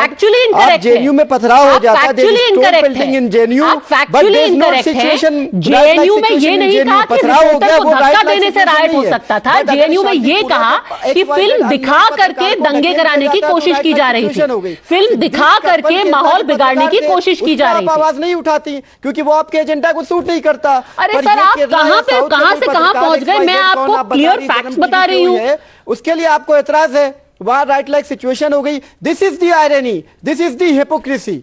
What is the irony? I am correcting you factually. You are saying कि रिपोर्टर को पुश करने से दंगे जैसे हालात हो गए। मैं आपको बता रही हूं, नहीं, ऐसा नहीं बोला। ये बोला कि फिल्म दिखा करके वहां माहौल खराब करने की कोशिश की जा रही थी। फिल्म दिखाने का मकसद यह था कि माहौल खराब हो। ओके, पूरे देश में फिल्म दिखाई जा रही है। आप आर्टिकल 19 आपको ये संविधान का फ्रीडम देता है, फ्रीडम ऑफ प्रेस है, फ्रीडम ऑफ एक्सप्रेशन है, freedom of expression of speech है। आपको बादशाह सलामत, ये कोई ऑटोक्रेसी तो है नहीं कि बादशाह सलामत को कुछ पसंद नहीं आया तो कोई पूरा देश नहीं देखेगा, बादशाह सलामत के दरबारियों को पसंद नहीं आया तो पूरा देश नहीं देखेगा, पूरे देश पे बैन लगा दीजिए आप। डेमोक्रेसी है, वर्ल्ड्स लार्जेस्ट डेमोक्रेसी। अगर आपको लगता है कि बीबीसी ने कुछ गलत किया तो हमारे डिप्लोमेटिक रिश्ते हैं यूके से, why don't we diplomatically object that? इसमें सबसे बड़ी आयरनी सर ये है आपको कुछ कि पसंद नहीं यही बीबीसी चैनल है जो इंडिया पे बार-बार हिट जॉब करते आया है, यही बीबीसी चैनल है जिसको इंदिरा गांधी ने बैग पैक करा के पूरे ऑफिस को पैक करा दिया था। इसमें जो स्ट्रॉस हैं, जो जैक स्ट्रॉस हैं, जिन्होंने ये डॉक्यूमेंट्री बनाई है, वो वही व्यक्ति हैं जो झूठ बोलते हैं, जिन्होंने झूठ बोला था कि इराक में वेपन ऑफ मास डिस्ट्रक्शन है। जेएनयू स्पेशली भारत की तरफ ऐसा नजर क्यों लेकर देख रहे हैं? क्योंकि इंडिया G20 में प्रेसिडेंसी। तलहा रशादी, एक सेकंड, जहां तक बीबीसी की इस फिल्म का सवाल है, 2 things are absolutely clear. One, that the ban on the film is wrong and that I have said since day one. तो इसमें कोई हिपोक्रेसी की सवाल ही नहीं है। मेरा सवाल बस ये है कि जब लोग कहते हैं कि फ्री स्पीच होनी चाहिए, आपको बाकी फ्री स्पीच तो गवारा नहीं होती है। आप जामिया JNU के टाइम पे आ जाते हैं कि भाई ये फिल्म दिखाने के लिए फ्री स्पीच है। I support your right to watch this film. Talha Rashadi, आप बोल दीजिए, do you support the right of Satanic Verses to be unbanned in India? That Satanic Verses should be in all book shops in India. आप बोल दीजिए, अगर आपको free speech से इतना मतलब है, बोल दीजिए आप। Very good question. मुझे that Taslima Nasreen should be a free woman in India. Okay, yes, let me respond. अब मुझे खामोशी से रिस्पॉन्ड करने दीजिएगा 30 सेकंड तक। सैटेनिक वर्सेस हो, चाहे तस्लीमा नसरीन का शो हो, चाहे नुपुर शर्मा XYZ इस तरह की जो भी हो, इंडियन IPC 295A और IPC 153A के against it's a crime. You know, it's a violation of Indian Penal Code. But screening of a documentary in the world's largest How is satanic versus a violation of the IPC? How is satanic versus a violation of the IPC, sir? Satanic versus was banned. Do you want satanic versus to be on bookshelves in India? Yes or no? That is going to hurt. Do you support satanic versus being on bookshelves in India? Yes or no? Something that is going to someone's going to hurt someone's religious sentiments with something that is completely democratic. ये government voice of decent को दबाना चाहती है. Sir आप ये बोलिए ना, आप तो फ्री स्पीच कह रहे हैं. होल्ड ऑन अ सेकंड पल्हा शादी. You said the government says कि इस बीबीसी की फिल्म से माहौल खराब होगा. आपने कहा कि उनके मर्जी से थोड़ा चलेगा क्योंकि फ्री स्पीच है. अब आप कह रहे हैं कि बट किताब से माहौल खराब हो जाएगा तो उसको बैन कर दो. क्यों? अभी तो आप अभिव्यक्ति के लिए थे. अभिव्यक्ति तो सबकी होनी चाहिए. फिल्म भी देखिए और किताब भी पढ़िए. क्या सैटेनिक वर्सेस बुक शेल्फ्स पे होनी चाहिए भारत में, हाँ या ना? No yes. लोग that is hurting someone's religious sentiments, which is so this is hurting law and order. This is hurting law and order according to the government. This is hurting law and order. आप बता दीजिए screening of this documentary कैसे? अरे government क्या यहाँ पे वो लाएगी? ऑटोक्रेटिक रोल है कि आप सुबह सोकर उठे? अरे लॉ एंड ऑर्डर बोल रहे हैं वो युवराज पोखरना. आप ये चैनल देखोगे, ये चैनल नहीं युवराज पोखरना. अखबार पढ़ोगे, अखबार नहीं पढ़ोगे. लॉ एंड ऑर्डर कहाँ खराब हो रहा है? अरे भाई सरकार डिसाइड करेगी ना वो. आप थोड़ी ना सर्टिफिकेट देंगे. आप सर्टिफिकेट देंगे कि किससे लॉ एंड ऑर्डर खराब हो रहा है, किससे नहीं हो रहा है. आप सर्टिफिकेट देंगे कौन गोदी मीडिया है, कौन गुड मीडिया है. आप सर्टिफिकेट देंगे कि क्या देखना चाहिए, क्या नहीं देखना चाहिए. ये तो कमाल हो गया भाई. सरकार के हिसाब से नहीं चलेगा. आप अपनी एक अलग सर्टिफिकेशन एजेंसी खोल लीजिए. युवराज Pokharna. Can you shut him up first, Padmaja? When I joined the debate, I thought I'm in between of this schizophrenic crowd. But these guys are dolts and Machiavellian of the highest order. ये साहब अभी बता रहे थे कि ये BBC अर्थात बेहुदा बायस कॉर्पोरेशन की जो मूवी है वो हर्ट नहीं करती. Sir, this movie is nothing but hurting the constitutional fabric of India. Narendra Modi had been vindicated ad nauseam by the highest court, from the lowest to the highest court of India.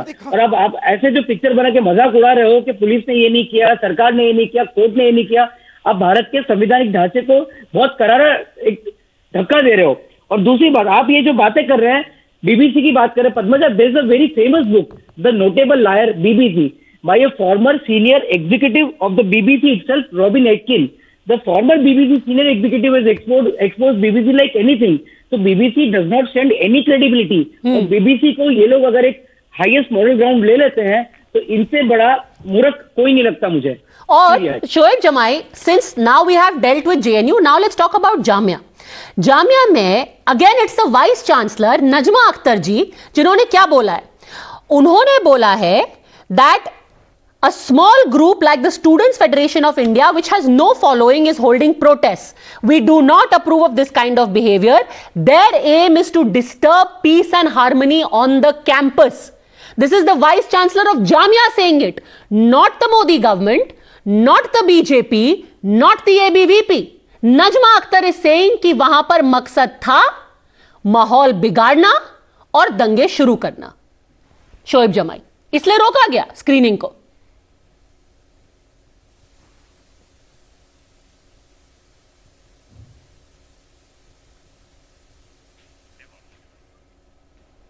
I will just fix that. I will just fix that audio. Yes, Professor Varshne, do you want to address that? Can you repeat your question? The Vice Chancellor of Jamia has said that the idea behind the screening at Jamia was to disturb peace and harmony on the campus, and at no cost will I allow this kind of behavior. That's what Najma Akhtar has said. That is Professor Najma Akhtar's view. That is not the view of the students and the faculty and the people of India. But sir, it is the Vice Chancellor who is responsible for running. And she is the one who will decide how the university has to run. The Vice Chancellor is also responsible for defending the student against the police lathi charge in the library of the Jamia Millia. That is fine, but she cannot defend them against unlawful action. If the actions of the students are unlawful, so she will have to stand with the law. Not with students who are breaking the law. Shoaib Jamai. How the student will you allow? Because she is the administrator, she will decide. So let's first figure this out. Yes. अभी तक we were being told, Shoaib जमाई, कि BJP की सरकार dictatorial है, BJP की सरकार ने रोक दिया. यहाँ तो वाइस चांसलर है, नजमा अख्तर है, वो कह रही हैं कि आप वहां पर माहौल बिगाड़ने के लिए आए थे. I will not allow this. Shoaib जमाई, unless you're saying she is also RSS stooge. Shoaib Jamai.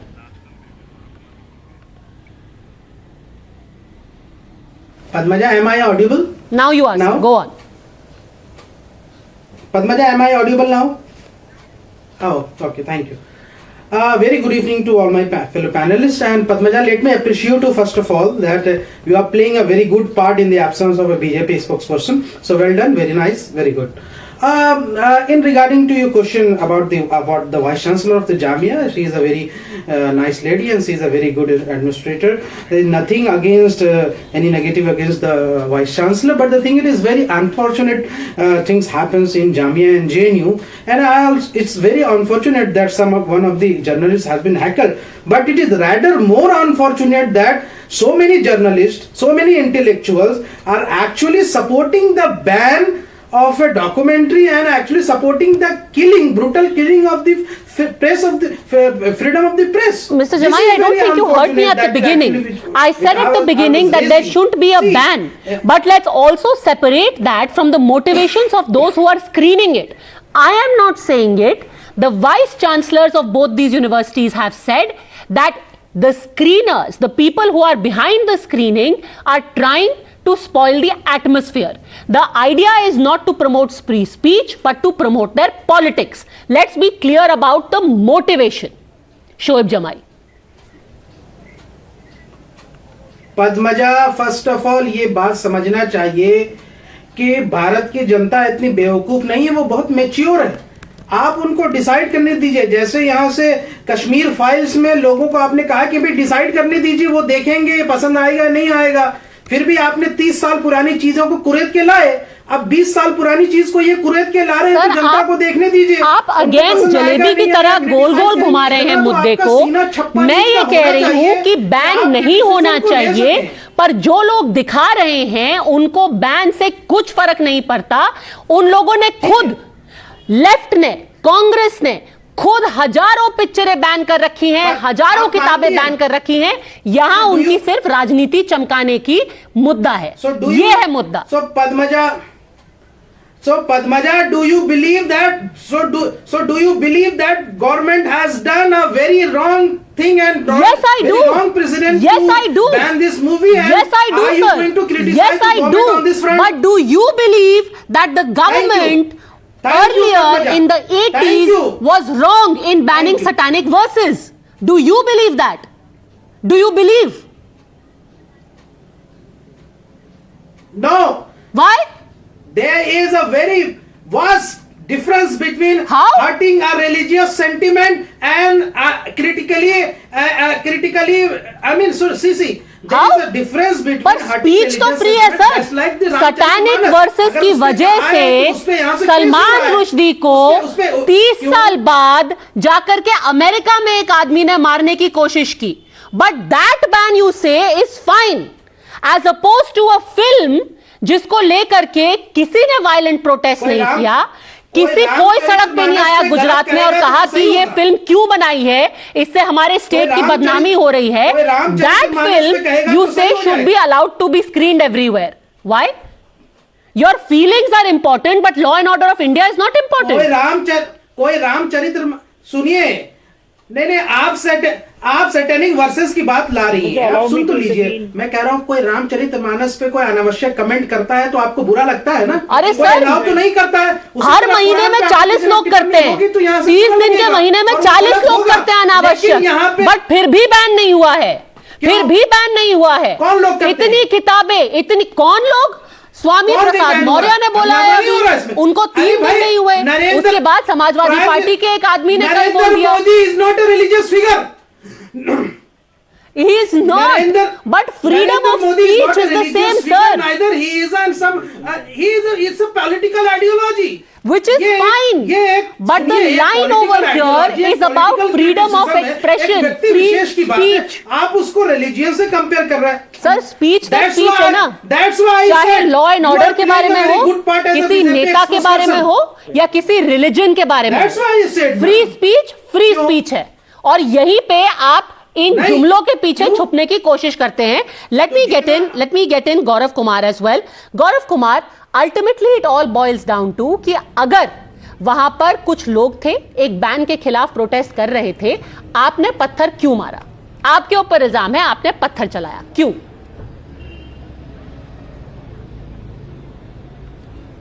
Thanks, ma'am. Am I audible to you? Yes, you are. Go on. Hello. Am I audible to you, ma'am? Yes, ma'am. Ma'am actually हुआ ये कि 11:30 बजे के 10-11 बजे के करीब की बात है कि इलेक्ट्रिसिटी नहीं थी जेएनयू में, और जब जेएनयू में इलेक्ट्रिसिटी नहीं थी तो हम लोग खाने पीने के लिए बाहर जाने लगे अपने क्लासमेट्स के साथ में। और जब हम क्लासमेट के साथ में बाहर जाने लगते हैं तो वहाँ पे देखते हैं कि कुछ स्टूडेंट्स वहाँ पे जो लेफ्ट सपोर्टेड थे वो गेट को जाम करके रखे हुए हैं। उनके वो जो स्लोगन्स लगा रहे थे उससे हमें पता लग रहा था कि वो कैसे है, वो क्या सोच रहे हैं। अब उसके बाद जाते समय में फिर हमें देखा कि यहाँ पर जाना ठीक नहीं होगा। हम लोग अपना गंगा ढाबा की तरफ वापस हम लोगों ने यू टर्न ले लिया। जब यू टर्न लेके हम जाने लगते, there was sudden commotion from behind and approximately 200 to 300 students came and they started heckling me and उन्होंने मुझे पकड़ लिया, पकड़ के घसीट के ले जाने लगे। कोई कॉलर पकड़े, कोई गर्दन पकड़े, समवे किकिंग मी एंड वो ले जाकर के बोले क्यों पत्थर मारा, क्यों पत्थर मारा। हमें तो आधे घंटे तक के लिए समझ में नहीं आ रहा था कि आखिर हो क्या रहा है। I kept pleading to them that I am suffering from post Covid heart complication, I am suffering from post Covid. ये आप जो एक्सक्यूज मी, ये कौन बोल रहे हैं, क्या मुझे पता चल सकता है? तलहा रशादी बोल रहे हैं, वो आपको ऑब्जेक्ट कर रहे हैं।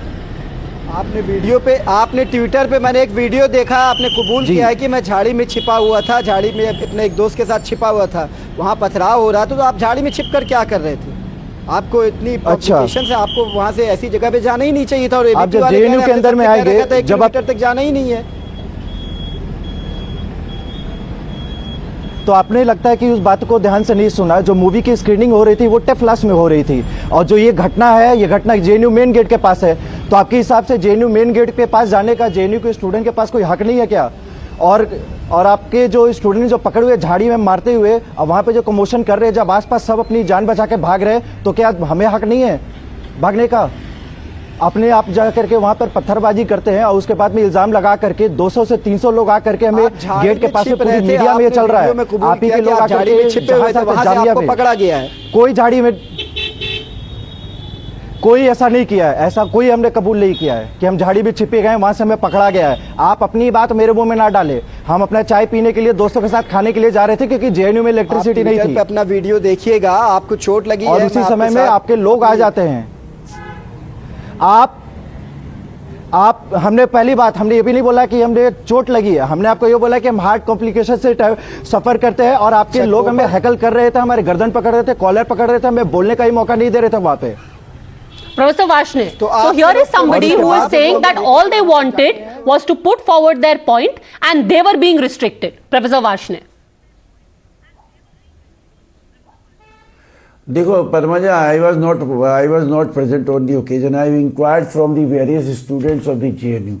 I have been told when the electricity went, suddenly the pelting of the stones started on the left students, and they noticed that certain right-wing organization, including the ABVP, started pelting the stones.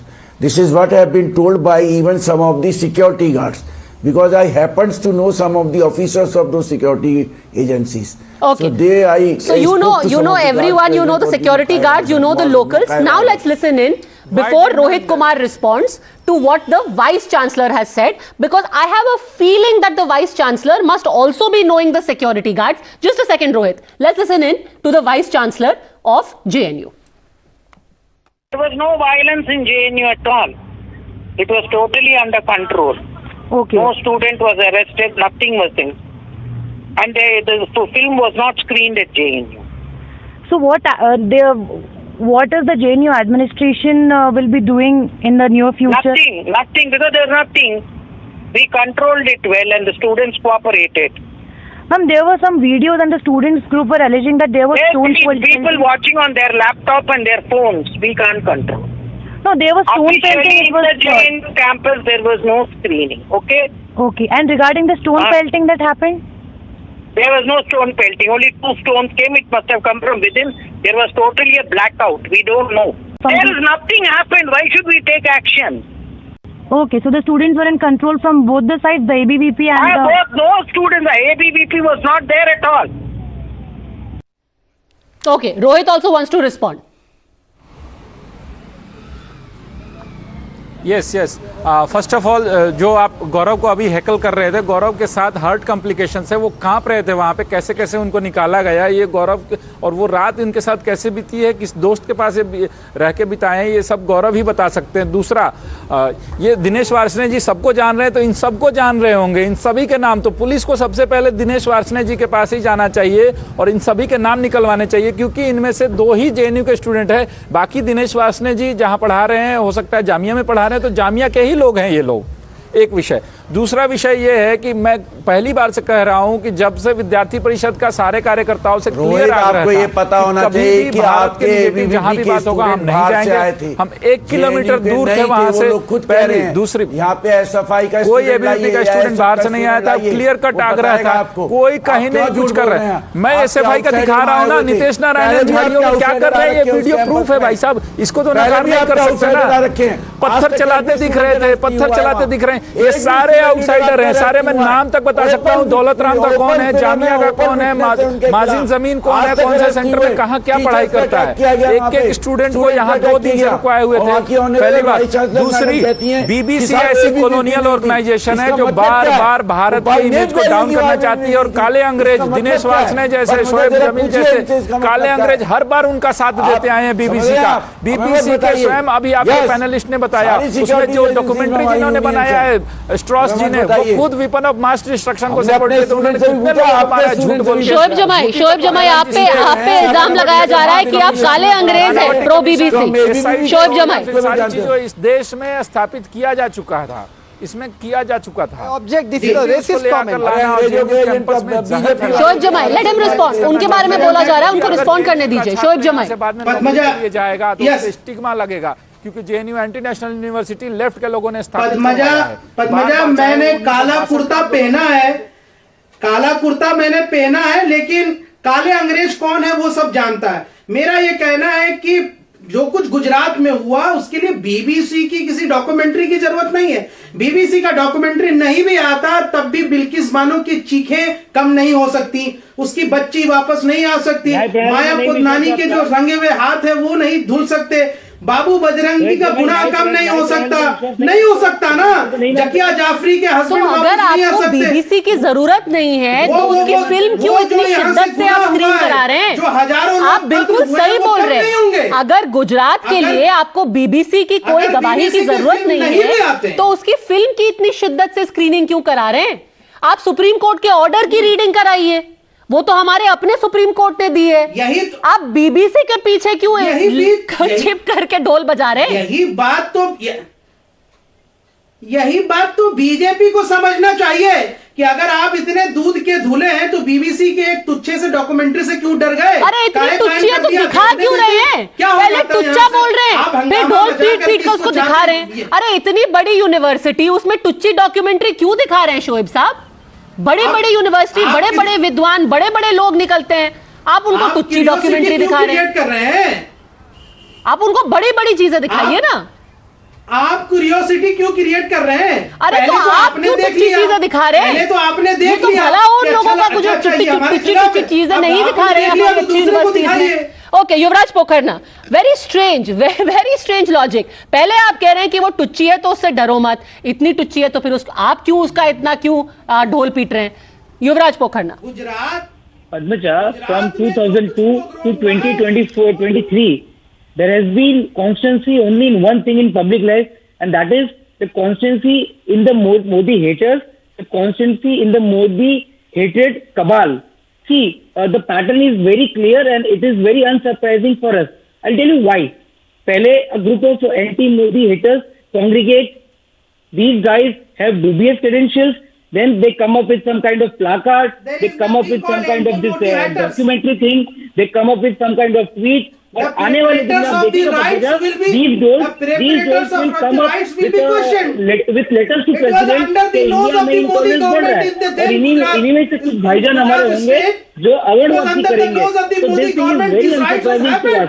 Okay sir, by all means अगर आपको इतनी पसंद है आप देखें ये documentary, आप बाकी भी सारी डॉक्यूमेंट्री देखें, but at the end of the day be absolutely clear कि उसको देखने और दिखाने का मकसद क्या है? Because ultimately people are very, very clever. They are going to see through this entire facade of free speech, especially coming from those people who do not spare 1 second before saying इसको ban कर दो, इसको चुप करा दो, इसको jail में डाल दो, उसका सर धड़ से अलग कर दो. उन लोगों के मुंह से कम फ्री स्पीच की बात तो बिल्कुल किसी के हजम नहीं होगी. I am going to leave it at that. Thank you very much all gentleman for joining. Thanks for watching.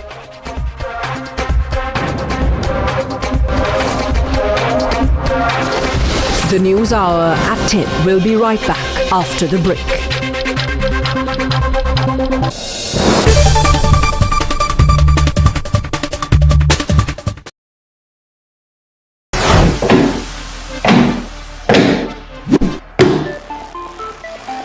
So guys, आज हम हैं यहाँ पे with the Galaxy A14 5G and ये सैमसंग का नया बजट स्मार्टफोन है. लेट्स सी, इसको अनबॉक्स करते हैं.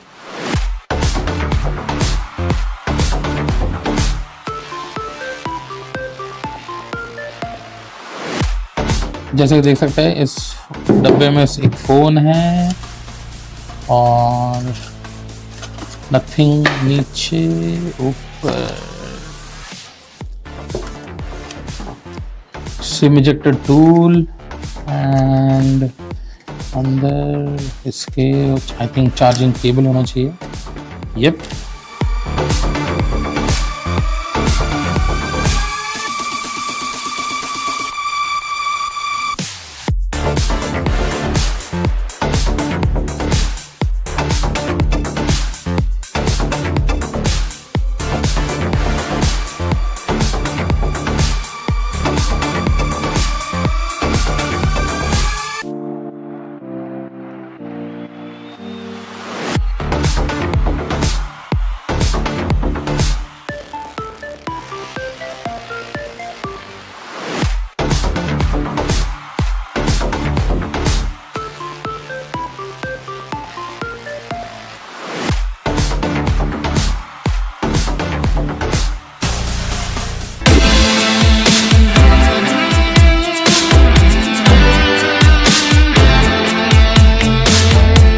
हेलो एवरीवन, स्वागत है सभी का टाइम्स ड्राइव में. मैं हूं अंकुर तनेजा. बगल में मेरी खड़ी है लेक्सस की RX, जो यहाँ ऑटो एक्सपो 2023 में यहाँ पर अनवील करी गई है. दो वर्जन है, 350H और 500H. 500H यहाँ पर खड़ा हुआ आप देख सकते हैं हमारे सामने है. And the car looks absolutely stunning, specially in this colour. And यहाँ पर देखेंगे ये F स्पोर्ट की बैजिंग लगी हुई है. तो 500H में जो है वो F स्पोर्ट वाला वर्जन आता है, 350H में F स्पोर्ट नहीं आता है. डिजाइन की बात करें तो गाड़ी रोटेट हो रही है, थोड़ा जैसे गाड़ी रोटेट हो रही है वैसे मैं डिजाइन की बात कर लेता हूं. सो ओवरऑल देखिए, in terms of dimension proper SUV वाला फील इसके साइज से आपको देखने को मिलेगा. एंड यहाँ पे क्लैडिंग थ्रू आउट दी गई है, पियानो ब्लैक में इसकी क्लैडिंग दी गई है. सो प्रीमियमनेस यहाँ पर झलक करते हुए सामने आ रही है. एंड ओवरऑल टायर्स का जो अलॉय व्हील्स हैं वो भी single tone. You're watching the News Hour at 10.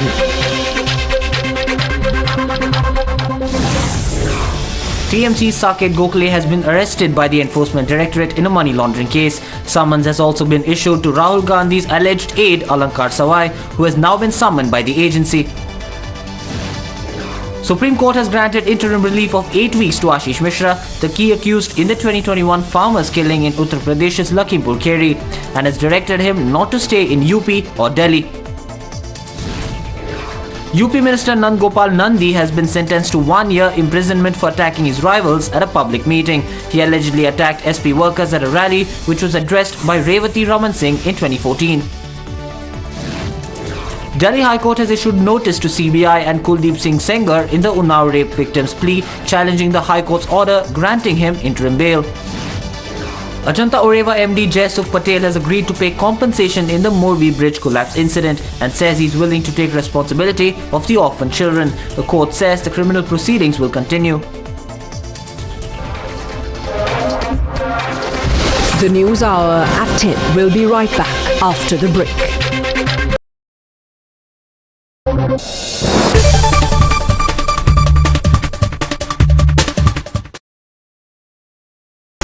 iQOO 11 हो गया इंडिया में launch and without wasting anybody's time it's time to unbox this device. But before I do that, allow me to introduce myself. Hi, you're watching Gadget Times. This is me, Pavni Jain, और अब करेंगे इस box को unbox. And now it's time to unbox this heavy retail box. इससे आपको पता चलेगा कि iQOO 11 के retail box में what all contents do you get inside. Let's begin.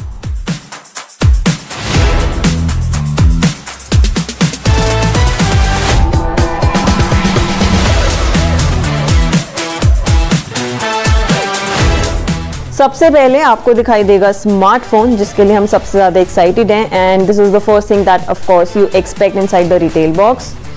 इसको निकालते हैं रैपर से जल्दी से.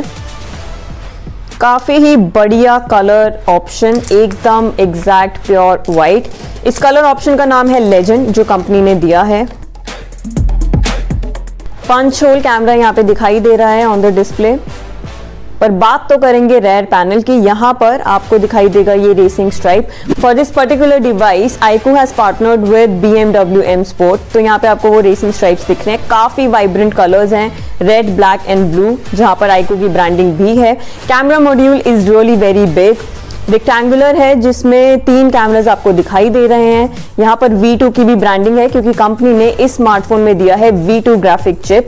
इसी के साथ कैमरास की बात करें तो जो इसका मेन कैमरा है that is a 50 megapixel. And if you guys can look at the camera module, बहुत ही खूबसूरत सा लग रहा है. और इसकी फील तो बहुत ही बढ़िया है. वाइट है और थोड़ा टेक्सचर्ड है, देखने में काफी सुंदर. और मैंने काफ़ी स्मजेस भी डाल दिए हैं ऑन द डिस्प्ले. इसको स्टार्ट करते हैं, साइड में रखते हैं और फिर देखेंगे बाकी के contents. News Hour at 10. Tourism Ministry is set to organize Bharat Parv, a 6-day mega event that is to be held from the 26th to the 31st of January as a part of Republic Day celebrations. Traffic Police has issued advisory for the commuters in Delhi. Times Now has accessed exclusive details of the Praveen Netaru murder plot.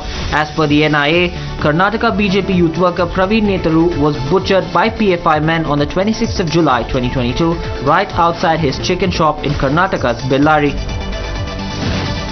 After BJP MLA Ramesh Jarkiholi's video promising to pay 6,000 rupees to each voter in Karnataka went viral, State Congress approached the cops and has asked the police to register a case against Chief Minister Bommai and the BJP MLA. BJP Telangana Unit President Bandi Sanjay has slammed the State Chief Minister K. Chandrasekhar Rao and says people of the state will soon be liberated from the autocratic rule of KCR. Makal Nidhi Mayam founder Kamal Hassan has declared support to the Congress candidate EVKS Ilangovan in the Erode Bipole in Tamil Nadu, which is set to be held on the 27th of February.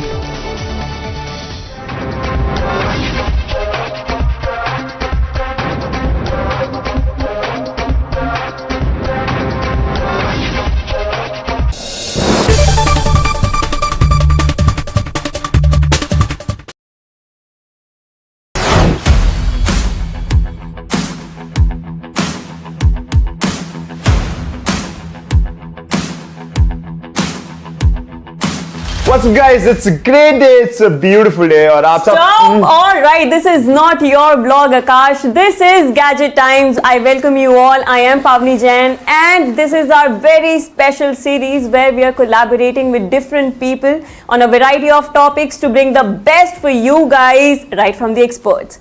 So today we have with us is Akash Malhotra, aka Wander with Sky.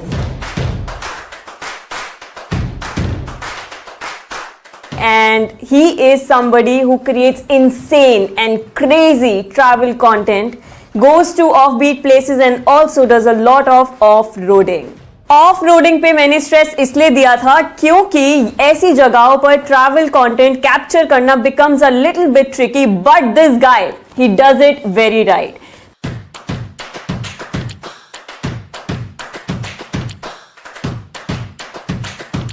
This is why today's video is on how to use an action camera like a pro, featuring Akash Malhotra, because it is easier to wander with Sky, but it is not easy to wonder how to use an action camera. Come on guys, right?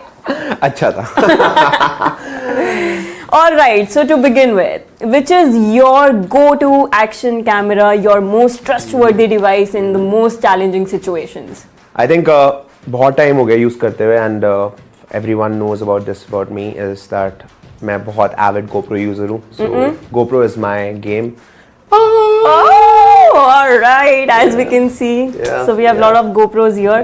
So इतने सारे GoPros use कर लिए हैं. तो सबसे important सवाल GoPro को इस्तेमाल कैसे करते हैं भाई? ये please हमारी audience को बताइए. ये I think ये जो this question which was asked, right? इस्तेमाल कैसे करते हैं?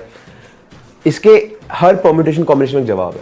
फॉर एवरी के यूज केस, अगर आप कैमरे के अंदर बात करने वाले हैं, you're a vlogger, there is a use case. अगर आप बाइकर हैं, there is a use case. अगर आप स्कूबा डाइवर हैं, there is a use case. मतलब camera is so versatile in itself कि आप हर पर्सपेक्टिव में डिफरेंट सिचुएशन में कैमरे को डिफरेंट यूज कर सकते हैं. तो आपको अगर मुझसे थोड़ा डिटेल में सवाल पूछेंगे काश अगर ब्लॉग कैसे करते हैं, तो मैं आपको उस यूज केस में एक अलग सिचुएशन बताऊंगा. मगर मेरे हिसाब से the easiest way to somebody to start a GoPro is just go. मतलब पर्सपेक्टिव्स पे खेलो. कैमरा इतना छोटा है, आप जमीन पे रख सकते हो, आप फेंक सकते हो, कैच खेल सकते हो. मतलब सोच को ब्रॉडन करना जरूरी है. And I think that's where you start using a GoPro camera. Technicalities are different which I believe हम बात करेंगे, but the place to start is to go crazy.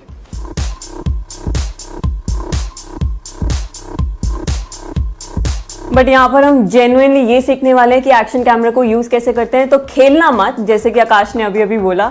Basic accessories आपको क्या क्या चाहिए? सुपर. सो ये है शॉर्टी. एंड जैसे आपने पूछा कि सबसे इंपॉर्टेंट क्या है, GoPro की चीज पे माउंट करना बहुत क्रिटिकल है. बिकॉज अगर आप इसको हाथ में पकड़ते हैं, majorly you will and up putting your finger somewhere. क्योंकि इतना वाइड ऑफ एंगल है, मेरे साथ बहुत होता है शुरू में. अगर even if you keep a finger over here, वो दिख जाएगा. तो it's better to mount it in something. Usually अगर आप GoPro खरीदते हैं और GoPro का एडवेंचर किट लेते हैं, तो उसमें शॉर्टी आता ही है.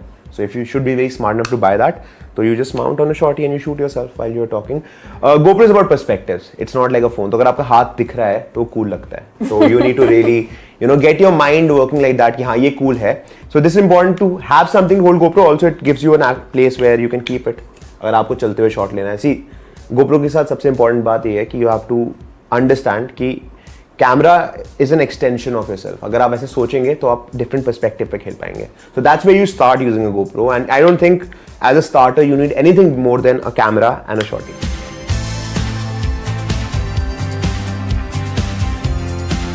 Would you want to tell something to our viewers about the memory? Because इसमें normal, simple micro SD card use नहीं कर सकते हैं. Which one is it? So the GoPro is capable of shooting. The Hero 10 is capable of shooting 120 FPS at 4K. Okay. ठीक है. अब situation क्या है कि अगर आप 120 फ्रेम्स कर रहे हैं तो you need a memory card which can write at speed. बहुत सारा डेटा है. एंड आप 5K भी शूट कर रहे हैं at 60 FPS. That's a lot of data. So like we said, basic setup में आपको चाहिए battery, memory card, camera itself and also shorty like Akash mentioned. ये सब आपको मोर और लेस किट में मिल जाएगा. आकाश की फेवरेट मेमोरी कार्ड नहीं मिलेगा किट में. Oh, okay. That is an important information, guys. That is very important. So you'll have to buy a memory card अलग से. थोड़ी सी हम कैमरा सेटिंग्स पे बात कर लेते हैं. आप इतने एक्सट्रीम वेदर सिचुएशंस में होते हैं, कंडीशंस में होते हैं, क्या है सबसे बेस्ट कैमरा सेटिंग्स? मैं आपको 3 टेस्ट केस यूज केस बताऊंगा. ठीक है. आपका पहला यूज केस है vlogging. Okay. When you are vlogging means you are talking into the camera. आप व्लॉग कर रहे हैं माउंट करके. And also I will show you my vlogging gear of my GoPro कि आपको आइडिया हो जाएगी मैं कैसे व्लॉग करता हूँ. तो अगर आप व्लॉग कर रहे हैं तो उसमें यूजुअली आपको स्लो मोशन की जरूरत होती नहीं है. तो मेरा रिकमेंडेशन है shoot in 4K and 30 frames per second. 30 frames per second is the max you need to shoot. और shoot 5K, shoot at 30 frames per second जब आप व्लॉग कर रहे हैं. Second use case is action. Okay. Action क्या आपने bike पे mount किया है. अब आपको बाइक माउंट पे what I like to do, and sorry हम एक चीज तो बात करना ही भूल गए. GoPro has a fourth feature which is lens.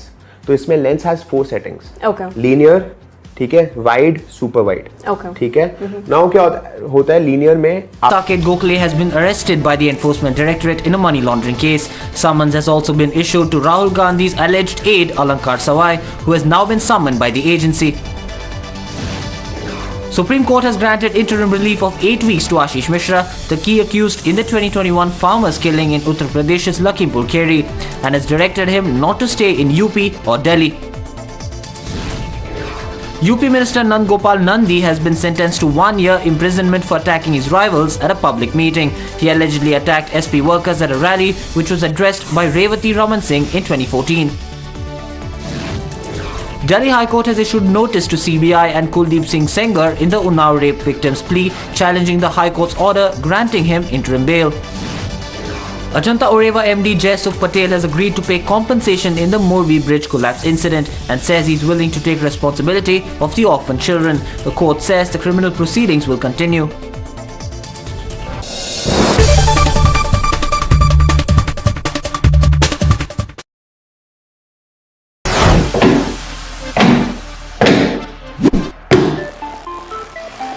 So guys आज हम हैं यहाँ पे with Galaxy A14 5G and ये सैमसंग का नया बजट स्मार्टफोन है. लेट्स सी इसको अनबॉक्स करते हैं.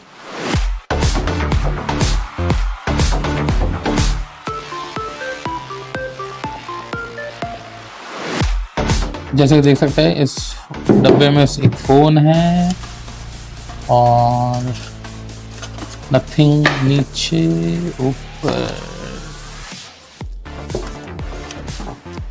सिम इजेक्टर टूल एंड अंदर इसके आई थिंक चार्जिंग केबल होना चाहिए.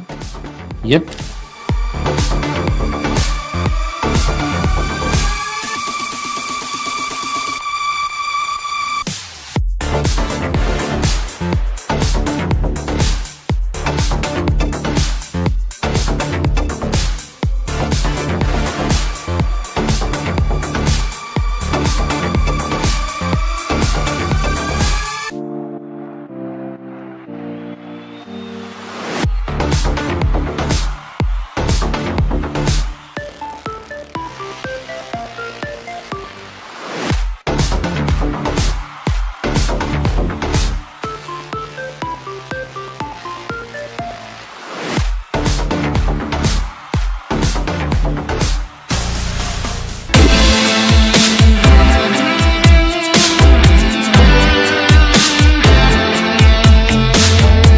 हेलो एवरीवन, स्वागत है सभी का टाइम्स ड्राइव में. मैं हूं अंकुर तनेजा. बगल में मेरी खड़ी है लेक्सस की RX जो यहाँ ऑटो एक्सपो 2023 में यहाँ पर अनवील करी गई है.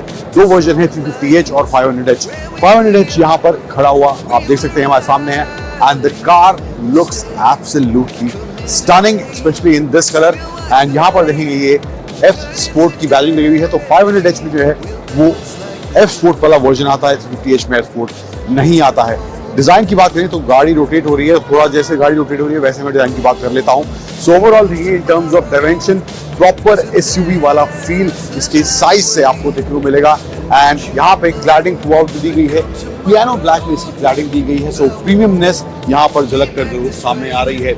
एंड ओवरऑल टायर्स का जो अलॉय व्हील्स हैं वो भी सिंगल टोन में ब्लैक में यहाँ देखने को इधर मिल रहे हैं. फिर आऊँ पीछे की तरफ तो यहाँ पर थोड़ा वो कूपे वाला फील आता हुआ आपको देखने को मिलेगा.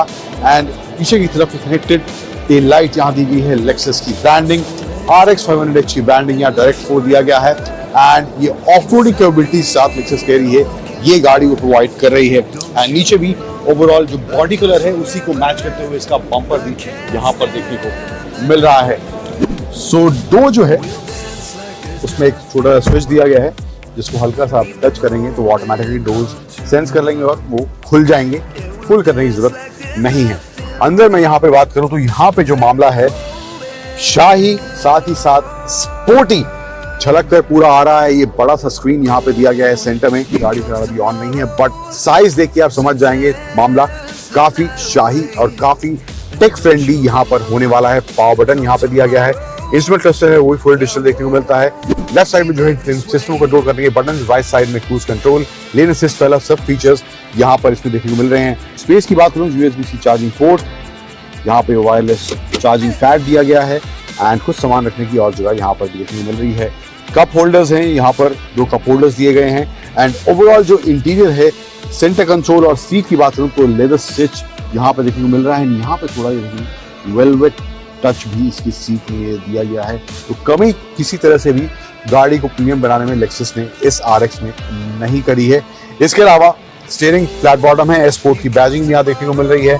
एंड डोर्स में भी सॉफ्ट टच मटेरियल का इस्तेमाल करा गया है यहाँ पे देखेंगे. एंड लेदर स्टिच यहाँ पे सेम वुड टोन में, रेड टोन में यहाँ पे देखने को मिल रहा है. यहाँ पे भी इसमें HUD डिस्प्ले दिया गया है. एंड डैशबोर्ड का ओवरऑल फील जो है वो भी सॉफ्ट टच वाला ही देखने को मिल रहा है इस लेक्सस की फ्रंट रो में 500H की.